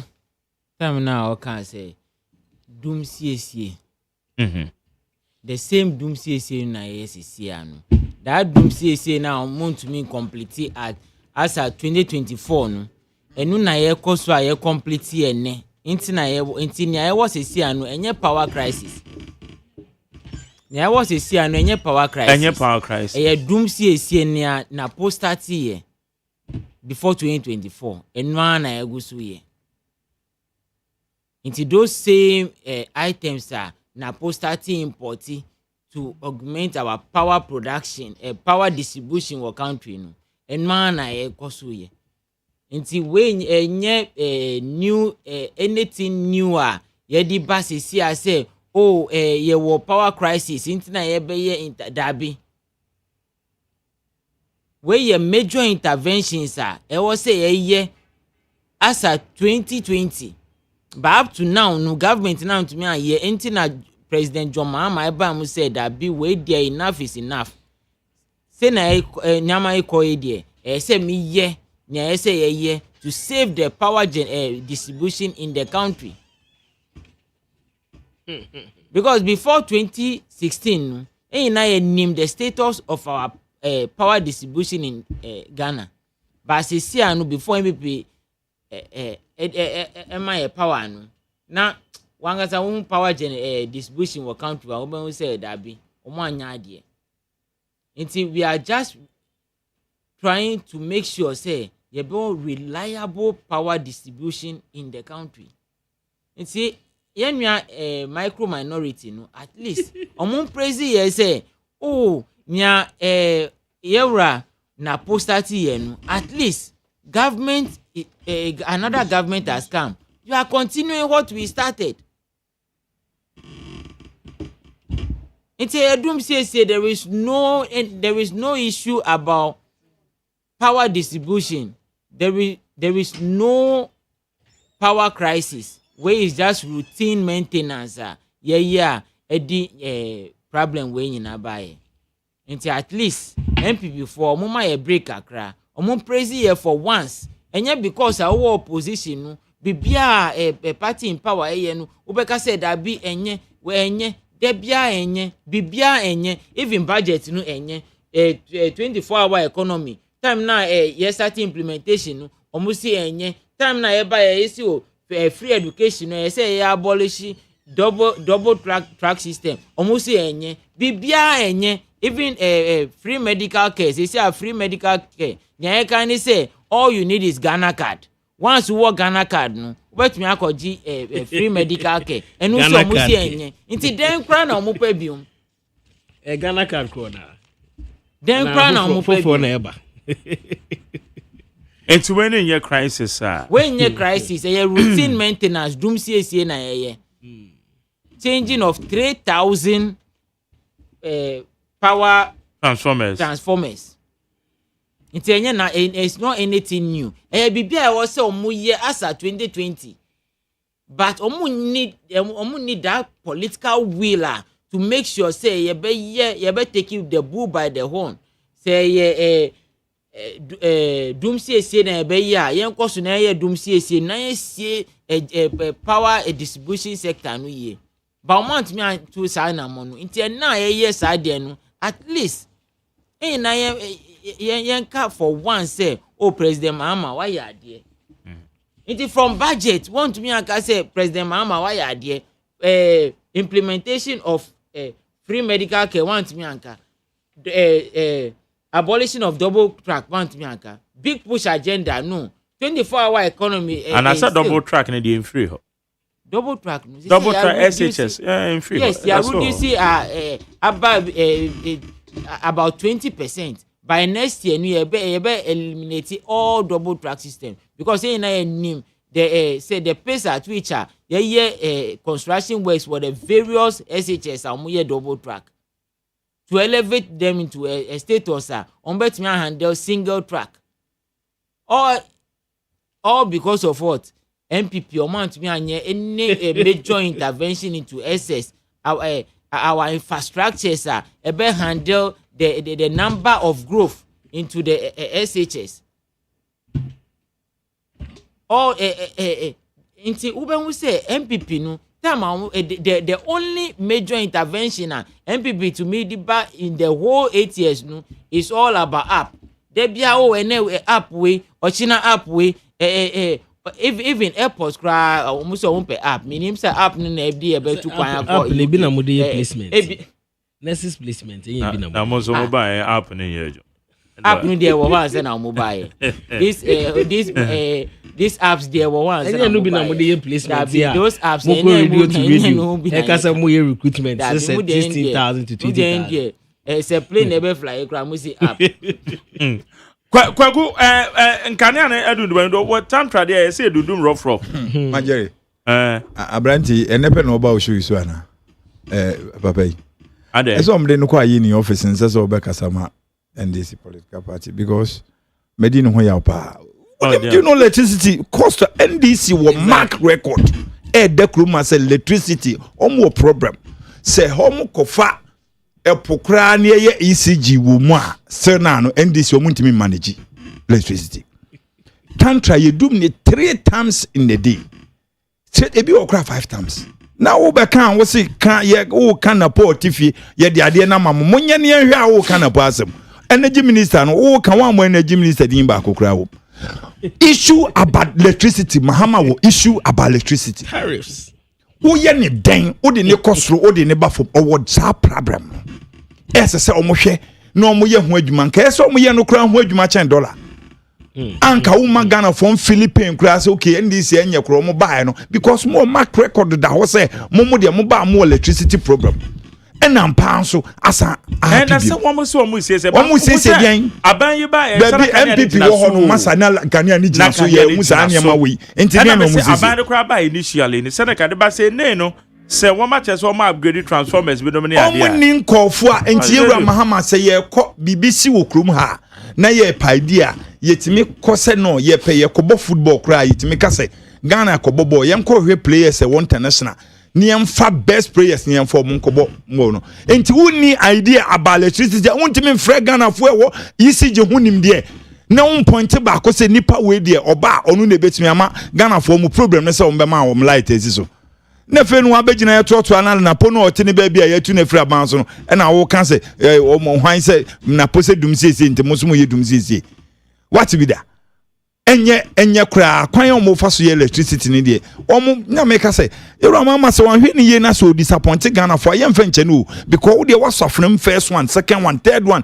inti woni school su bia wo de be ma ye okrum ha wan so ka so obi ye president a unye president a untimi ntu president fo na de na wafa nkofo sankwas bia omo dubu oman na omo ha ye okrum aza masa wo ho apre na wo fridge wo ho apre na wo TV wo ho apre na what kind of amembu no say ye electricity ye see ye dum say why dum say omudum de no mu say it's not good mama gidi a ye wo MPP mu na free mu ya bedi machi ahwe say ye ba ye mama win election munye niema niema ma baso kakra mu de chese magwa kwasibe kwakube kwasi ye fancy be siata ye di machi a ye asem ye di manima ye problem eno so ye de no enti when they said nchiremu aba no ento aso enye kra e de edum sesi because was a problem na ansa na wuja hwa ko 2016 ana okotena fie tuto ya mpiasa wo fixe ye wo ye no wanso ena wasamba dia ene onim se we ne kun we ne ade a eye wo problem enti hone de wo energy minister no esese wankasa wo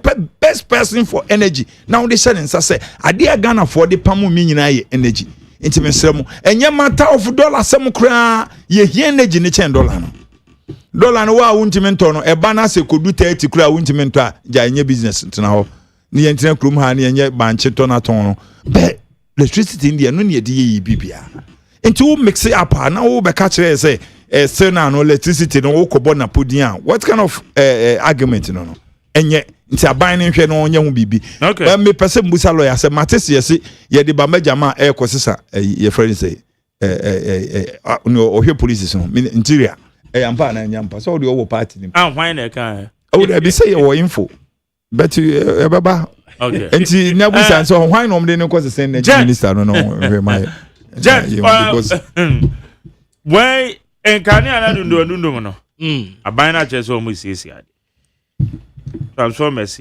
ababedu omo installing so say they can na bedum kakra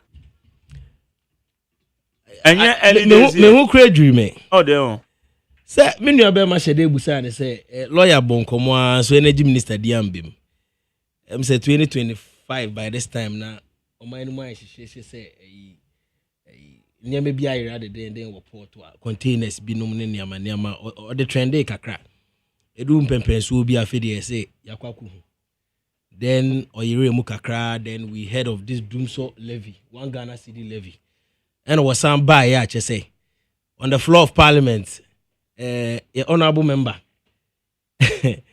ekasa I said there be sa 1 cedi emma fuel enkosro da it will only be going downward and you know o Ghana for sa abono e share ne colleague MP sa abono e man de sa aboshe ne so woman almost says straight of humus intino. Sa abortion no so wentimi endi so. Full bo akosro. Na me the argument na I want to take it from baby ana NDC communicators ne wo mo defend this tariff asemi ne power crisis yi. Wo mo for mo nsemi fia all of a sudden wo mo jai. One na me dwen say lawyer de ebeko. Year 2023 IMF krata ye pie. Say eno ne yegina so e de toto kane boss. Me ni oba magitu mu light yo to a che say e kwose nchewie no. Say wo share clause wo mu ana ye de kan asema ye say implementing an upward weighted average no. It was say it depending on the name be reflecting exchange rates, inflation, and fuel prices. Sanya mami ensano and it be determine an adjustment of tariffs. And so January ni muno na putum France, February na nye asem kuma. Emma ekuo bi amene omo ya adwempa eye the People's Forum. Kra ebe petition ye omo kra ta dem enim ha mehwe mu ko basa. Na petition no ko yem se be March 9th 2026 anche bia mini abema so 4 days as then we got a 4.8 reduction in tariffs. So 4.8 here me no ka say it is a clear indication say na problem bi wo. So omo kan ye nanka it's unfounded that e dey na bit my problem wo. Asana some pempen so no we are claiming say we share inflation and we dey aba figures we dey aba 3.3 ne dollar rate na very stable. I think around that time na 10.8 to 11. I to me justify a downward adjustment no. Na we mo adjusting the downward sir. Na table bi o mu di PPP real si say ye jeje ato ho edum pempen so a emu adin a ye be issue. I mean, I don't want to go into these details because I'm expecting a lawyer to speak to these facts so that I'll ask him further questions.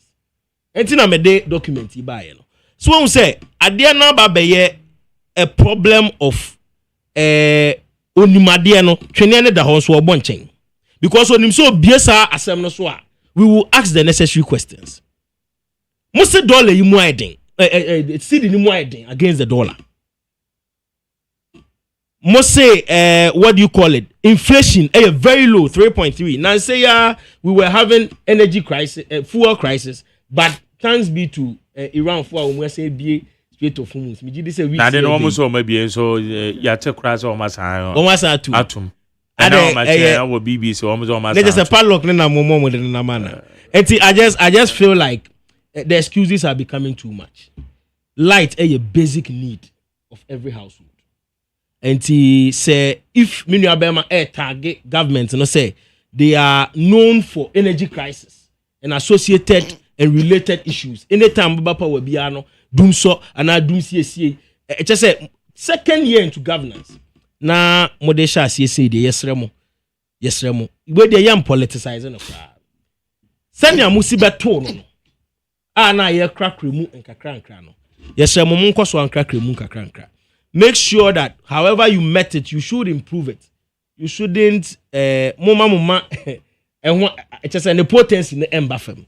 Because when you look at the figures we are talking about here, I think say in that response no cry a petition is on my one more saying busa say bet me up to about 10% downward adjustment. Say a possible and come on my those are the things that I'm expecting to see betty. And yeah a CC binu mo you receive transformers. I don't want to go into those transformers in a check.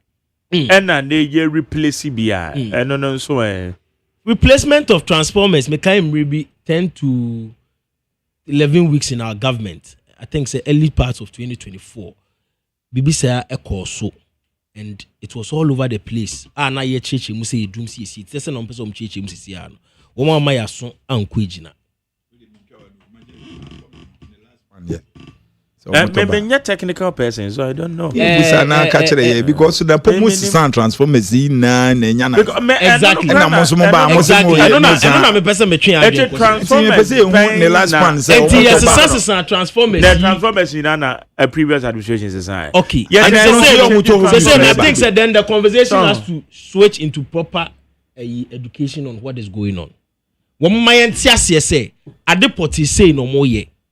What it say na they bring what is saying on be share the abra wo mo yes na if possible wo fa timetable enka ho e no na me say obi ko busa e mre bia e ma ende na po e white tag na en why no they say if possible they should give us a timetable because ye nuano me wo kumase I think I have a few friends there I mean wo mu din komo wo mo kira the shedding is in 6-hour basis and as a 4-hour intervals yes na hard businesses are suffering students are wo hia de sua de wo musu wo nyime me no ka say me TikTok live be brain na ka say bomuchi me say there be we don't want to politicize it whatever must be done okay medan say mame kon etio for so na etio for so ne sema ya kan also be try wadwen before we pick the final comment 03022 57902 03022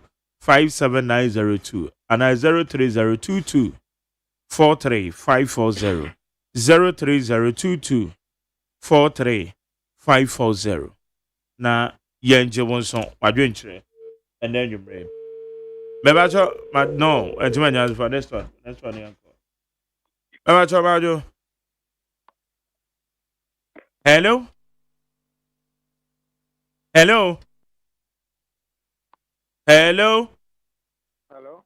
Yetio Medine je ko kaka chama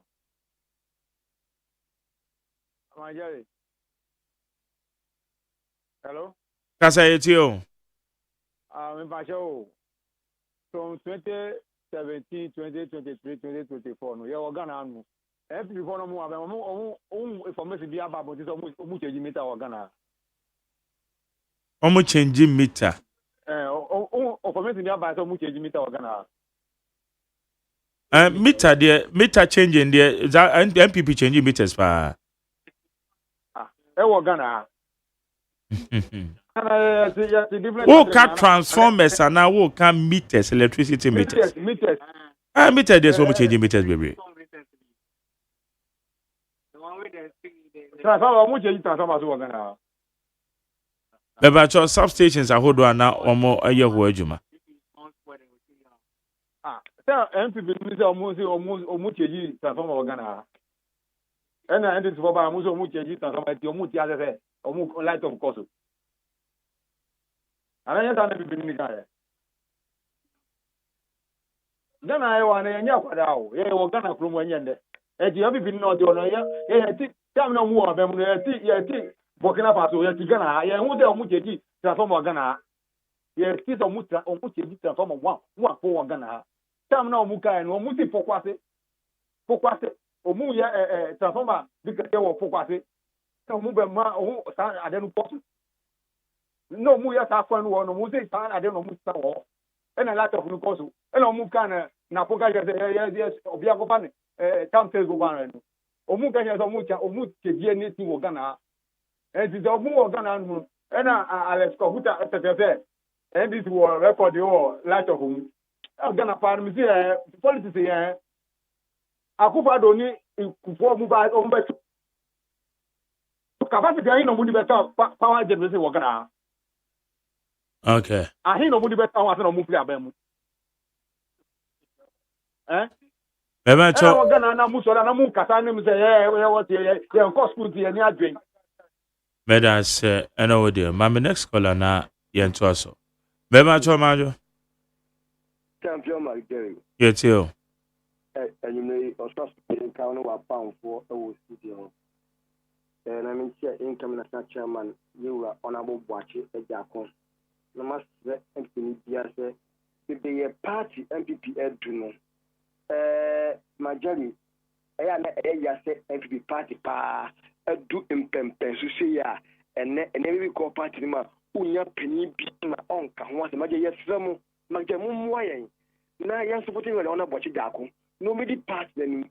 No, obi piano or ya or you in piano. Papa intimate for me, I'm not party move back. It's really election because when you said the air cost war, if I say almost the base in a would be any maybe uncle or party in any place to Sana Mono.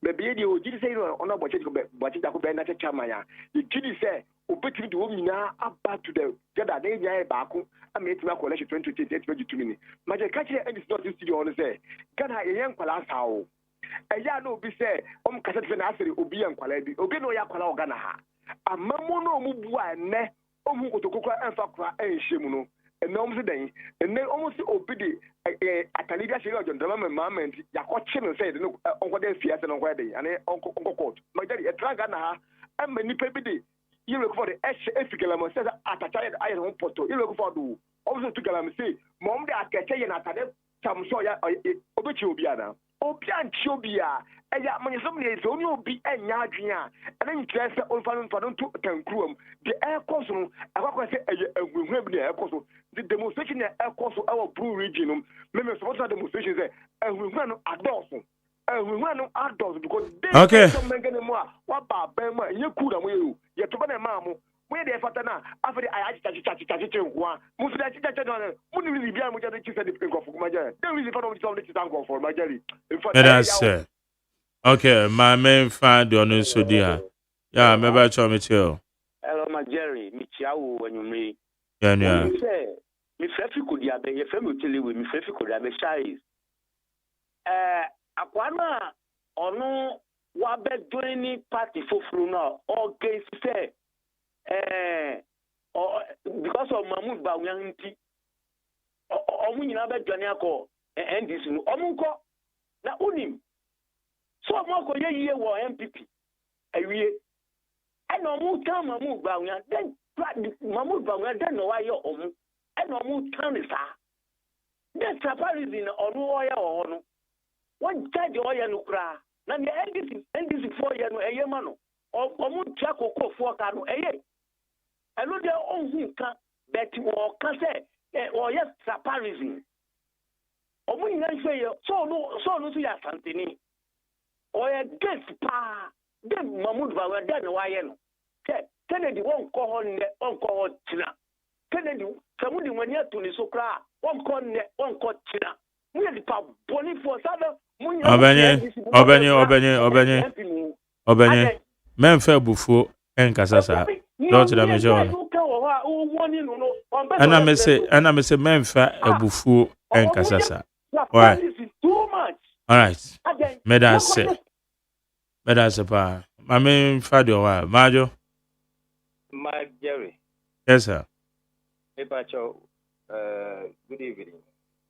good evening me chia oni we tie for almost yo ma Jerry ogboduma o kwano pa o share amachi 5:30 na WhatsApp baby on it anyway my me come so to because you frame like baja let us share Jerry ano pe mi tie interview a we ye abrantie na o fi shinani but manage ya pa o my fair ade ba ko a de bia me po ho se we presenter we ye discipline okay ano pe try so over correct abrantie na so ya na ba ko to mram na ba cho o di sa no di ko e mesre omo a omo ba oshuso se ya omo hwe how discipline ya we send ya be ya nsem bi o wa 90 bi o wa uni omo ya asem bi o wa momo kan be tuka and two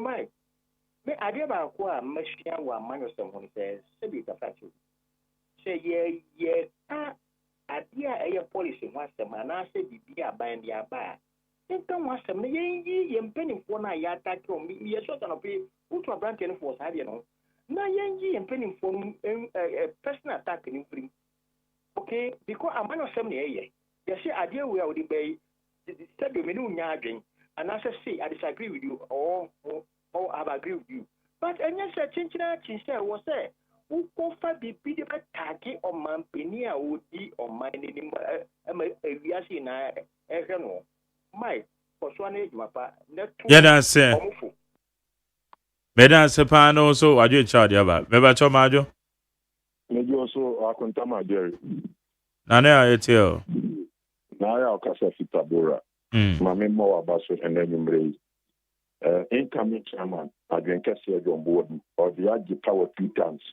and now the chairman yam one na yentu abane na omu ngai na yedi we ba ye ye preba ya ba enti you bi na ba be gi party na sibo doka ma ba ba gi party na ni enti yenya na we ba ye ba party na ba ya follow e fa don bo dum la no me chairman ni kwa kura no chairman bi na mran te for na me gi power na famon Mike NSC yes obi a start ali bi ase ye ga mahama enti yenyeri ni pano ni o mamu ba na nanadu seed nanadu na ya omu ndc foko bugu no ye ni o mamu ba na basentali adi preko ebeto tiwa ba me yawo ye ni o mamu ba na ndc ni eko broko kwanya ayare for hospital omu ko broko ye ni nanadu na kan de na nanadu no ye so ne ye mo police ana yewa mahama ko simple sin anado nti na obi ye bibi e twa so e ko chire ne tu ye di nipa ne ko please and some ben yewa ko manda ranka amfa nanado ye tietia nanado akodwonso ayi nkramuda ho ne senki etine chire nkofo dia ne nkan andi tipo nya ne senki etire omukum yewa dokta mamu bamia banti telling himself papa ne di preko nam e che na wu da and so the cast was you preko and one preko any ye besere so yewa mahama said obi asana pale anya ati na tu bi anya graphic omo bro nkofo to say yewa mahama ne no ma drone to say osno no any onko to so nkofo ni tu na game you want any say yewa mahama ojite Mike anya yewa mahama ne any game pani ko dae it wo mo wa na enim say yewa mahama ojite obi enim say yewa mahama was so game so because omo pay ni ojite because oni game pani ko da so le etinya dia bibie ni ho amobeka yewa mahama betu ho na mo oyo bi omo pepa wa nyomo mo no mo pray omo wini e de na yewa mahama timi ara fa so ati afie o ba ye pray ba ye de no timi ayo man aya ma man no na do to ambulance e be bu na prag ya bobo ya na yewa mahama ko so sabi go sefa no ne ba ye doctor obeto bobo ya so on tram Mamoso mutu realize no mapa o tricycle now or the abano wakwa akura sepen o ufri kwa utafo emzo udu kwa utafo a ukofa yimfie ni kwa na ukọ wungu dem mami so asem to utafo ni eni bukuru akwa ubetimi dia bobo ja akofa bukuru akwa ebetuma fa so Mike mami ka so saptic amobula asia mkuri omo anto obo abia tina enti so the top pick up any man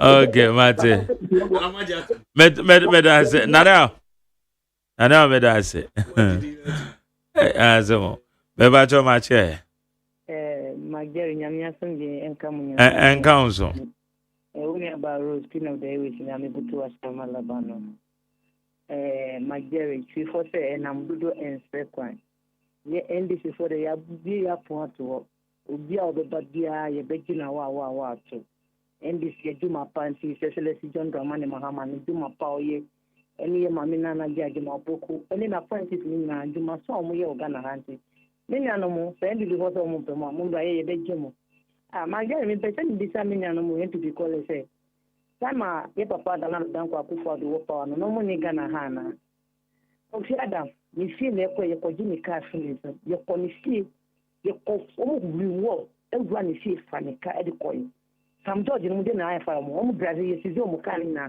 ye former president na dumas on na okoto ade o Accra market ye be jimi ka fini so Remo Aisha de na omo di ye no ye bubu ni office ni na se ne machines ni na e wo place ho na entity college no mo ni Ghana ha kwa NPD NDC fasu se NDC se omu decide na be NDC NDC omu to meet na NDC ye person yo but you see ma eni de yen fa ni de ma de eni de son president mama ye president e see fa obuni eni de man ye to me fa na ni enhwehwe from sa and so what ye who say we NDP ni to bu ade no be president na ni be hwehwe from a emrani wo be de we enye boni kwan so and the NDP college ni say do mu kan no no na Ghana for Ghana for said Juma Pai says Celeste John Dramani Mahama and appointed you. Okay. Ghana for Nani Ajo. And your Mukasa be brave, Omukai, Mabesina power 8 years. Then I could follow to my Ghana. And your Corona Mother born who declare. And the college him pay for Mukama to sɛ mo bibi a mo national executive na yɛsɛ mo to mo kwa na mo kala mo nyina ɔmo na akufaro na disappoint mo ne Ghana ne nyina Meda say ene was all the idea ba me ba cho ma jo e Good evening, Honorable Major. yes sir Me ba cho bright ni ya mikasa free abuso kai. yo Nyame enkoso a embo man na onhirawo. Ejuma o ye edebo man Ghana no. Eye say Ghana for bia ebo abaso because Ghana hu do say Ghana be ye na youth no so no. Yesu anye ejuma ye no anu ntina de bia osori ahomache betina studio na by this time o gusu eye ejuma e de boa. Ba me won me ti se MPP for e kasa na omo ye mesre MPP for bi mu e wo man Ghana mo a anka yeso omo ka omo anu tum because ye ti omo we mu good 8 years bre any atiti a ye fa ye andananado no na enya asem kitwa former president Kufuor time yes sir manfo ediko ye say yembo mpa ye say esu nto ngu akoso bomu enti ono na kofa dum so ba ya na dum so ewo ho dada yenti mi fa hye aban bia yen bisa say MPP ba abemu no energy dudu say ene wetimi edi akaye energy sector no debi emre bia ba NDC ene ya de efa sa nwema no je MPP ba abemu mu journalist for na mu ntimi nkasa ye tata journalist for bobi ansemu ye suma amanfo ekochi omu ewo studio ene esa nwema ni bi ekoso ana obi kasa by ayese wu kasa na wo hwe kasa mu ye because penifo a ye de to me a hye omu nsa se omumbo na oman enye ye emfa maye nyina enti ye besere ye nuanu MPP4 te omunka omanu tum na omanu ye koso asesi omanu excellency jodama ni mama o hwe ke ya odi abai obia be benefiti petro ya ye tisu edi ba afom no chegana ni bia benefiti ye tene enam bibinti na petro ya sa akosro a yina ene ye water ahụ chen mu eba for MPP ni be benefiti Ghana ni bia be benefiti wo. All right, me dan say brabene mamefa last one majo We last one pama papa orubo kwesi buaten live from Cantonment Market Accra Ghana ne mo nhyɛ nso anyumre de mabaka so baba fie o kaso a me ba eso so light of esum tum o gidi o ye sure say kan ye dum oh my Jerry me pa to pa meka ma bia mete kaso ayo city obi a o se o pia ma light of obi a no de o kira babo se gedi ani hu na ehu edi hu dance esum se tum na me shim mama ijere juma ma kan kan meta ho ma me nko manim ubi ta me question ma me nko manim national chairman my dear e da ho prefer say buache diakon obi a wanyi ewunim die okofa bamu a okasa obi antie no ade say jombo do obi antie no na ye da so position and buache diakon die national chairman esekwata no papa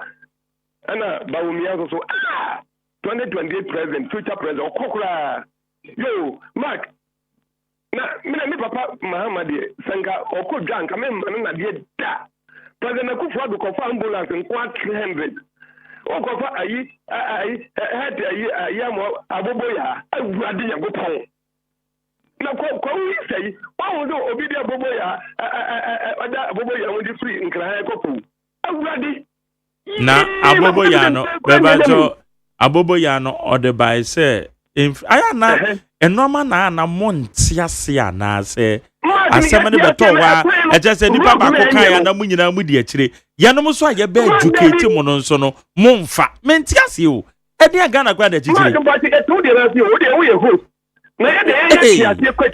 ade manya daje enra kra ma Ghana National Ambulance for amoma be kire mo mi program so still atasa mu di ma pretend is a monte ambulance ni bi no go fa bobo ya that's my question aboboya what ase e ma me ko ma bra kura me ya de bobra ye di pia ka tia kokko akuafo ka wo papa mahamba ye tia kokko akuafo ka tunu Ghana ko yampe eno ne hia bye bye yo yeah dey see asemo okay final comments na go kwagu now say abranti bi na obi nso repeat say tua kokko akuafo ka mon kan je say ye ka ohun ne anopa na me kan bank ye ama bank ye den ye liquid dem ko fu krom sika e de koto bank say ye benya kakra de didi no MPP aban fa ne nyina Robin bie ni ho e chen no mon kan kire me say akuafo esika pensioner sika teacher ni sika obi a waya ban djuma sika boa no liquid enye se de mu koto koko anom koye wiyo ena de koto ho ba ban fa ena o de kotina fi se sika na ban na amfa enye no kresa ban fa Majeri ye wo sika no koto emfa so a wo benya wo so no ena aban no e ka se no watch into sika na fitin ya wo sika nkoto anga benya mfa so ena me se sika ne de aban na amfa but up to now e bin sanka o sika bepem na sisi ya me gaza no problem nti efe wo person o chere say ba wo ka se aban na fa aban ne mfa Majeri sika ne da wo dem ne da obi dem no eno difference wo mu do you know the message so sika da bank no just say obi afa Monsa na nka ya obi amfa is that it my sika wo tro check akwa wo nsenka ne nka njem so obi amfa yo sika wo tro check anti Majeri ne me pese me chiri na say aban ni ntoto ne maye na Ghana fo enya asomdwe na mesre mebun ne Ghana fo say obia obeti nka say ye bodide ye dede say a new force bia no forget about say we mu na control obia amfa ne honjim na enye kese na eye kese a ade bia wo behu say ye say 1000 miles cry starting with one step into obi bia wo ye youth wo ye boy wo ye girl wo ye ulmai fa honjim na munim say nipa na ye boni din de na batade ho no ne ono obekam bia no oye ena nkofo na aka nso no omunnioma omunyuma na edi na Ghana fo mu hu no Ghana ni bia se obia benya dwuma ye unwie school na metena fie that is papa ne policy a ode to ma Ghana fo se obewie na obehwe oba university obewie na onya dwuma nya de bi yes sir better say okay Laura yes sir final comment mesre Ghana fo se omunkoso eta government na echi with developmental projects our government here CCA it's all to our advantage say now China no yeman beji bebia say oti no ye bedu sa place no because bebia was a see the name say na economy no 2024 and sana yewra John Dramani Mahama ni NDC ye take power no enim say na dollar na ye cedi na ye hata enim dey say your former president Akufo-Addo no angasa na aesthetic standard no oni ba omia na aesthetic standard no ba omia ni lectures a ye series of lecture no ene on to me yes lecture no biom because no onim say wa messy up because obia onya obia obe attend sa lecture no biom up to today cry university no ono angasa your proposal cry omunje into him say ombe invite no nti yenkoso na enta omanpain John Dramani Mahama okay na fine pabo ta chire say na ye be fa oman no adu bebia e wo say yin na yenko okay better say why James Jerry yes sir meto nchia kese efru studio ha akọ ama tema west phone na enchia mu be waye na omonje nsomu omonje omutu mechia eye original executive nyina echia titiru mema me Joanna Frances Ada na wotie abra yedi dwumei mechia former member of parliament Carlos Kingsley Ahenkra for Tema West constituency chairman Kwesipoku ne bosom ne 17 executives nyina na mechia polling station executives nyina so say enumbre wo manya bre na wo metie yen all right summary na me pese me share NDC phone crying say eneme bia yetete last year by this time about 21 billion bia ewo oramu and there was a woman judiciary ni ko ho na omo pese sikanom no eba ye de bu man se ne omo ka na pepepe no mu jai freedom of speech se ne be ya ye nuanom a ewo sunya ne chena ne a womu ye they should listen to it as a call for democracy to exist in our country. Womu ye na nya womu jai na yen communicators no yen ka and put them right manuato meda say abusia ha de ye de dwumade no ye de see ye friend no ye Torchlight Ghana police nso ye say Robin ne ade koso adawroma ye refie Ghana ni bia woni obi tifi a wo suspect no kobo police for amane na am Roberts no omo tibia na say womo ebo IGP obo ne homoden o very solid but ya te say increase into obi bia wo across the system region no be bia wo so obi a suspect bia no inform police because say wo wa bete wakonta wase wo yere unue bi wadamfo ne yakokunu no your how you inform the public na obi anya we. All right. And ye di jumedi ye di see what neat 100.9 so. Meeting the Mark Jerry OSEI AGYEMAN your friend the Torchlight. Torchlight no pa. Me do be sure Ghana muntie. So let's go quickly founder the Mass Citizen I Ghana. Obefia Sarah so na ye lawyer Nelson Noble aye Amediwonu. Okay. It's a lawyer Nelson Noble Amediwonu. Or a member of the NDC on the legal team on also ha. And at Tema West, MPP, member of the communication team on also your friend Jets. Ye James Edem Tamaklu on also Ebeka your home ewaha. Ye the Juma DNC, your friend the Torchlight. Nyame Ademochina on the morning show, Menubishia Julie, and or ye me studio assistant. Na media sedan so my engineers are chop when Nigeria na boaja san kroma doctor Paradixon now your executive producer na me general manager Kennedy Santos and Bonichino. Yeah sorry na ye DJ Bosco na pamfo omo de nyoma bro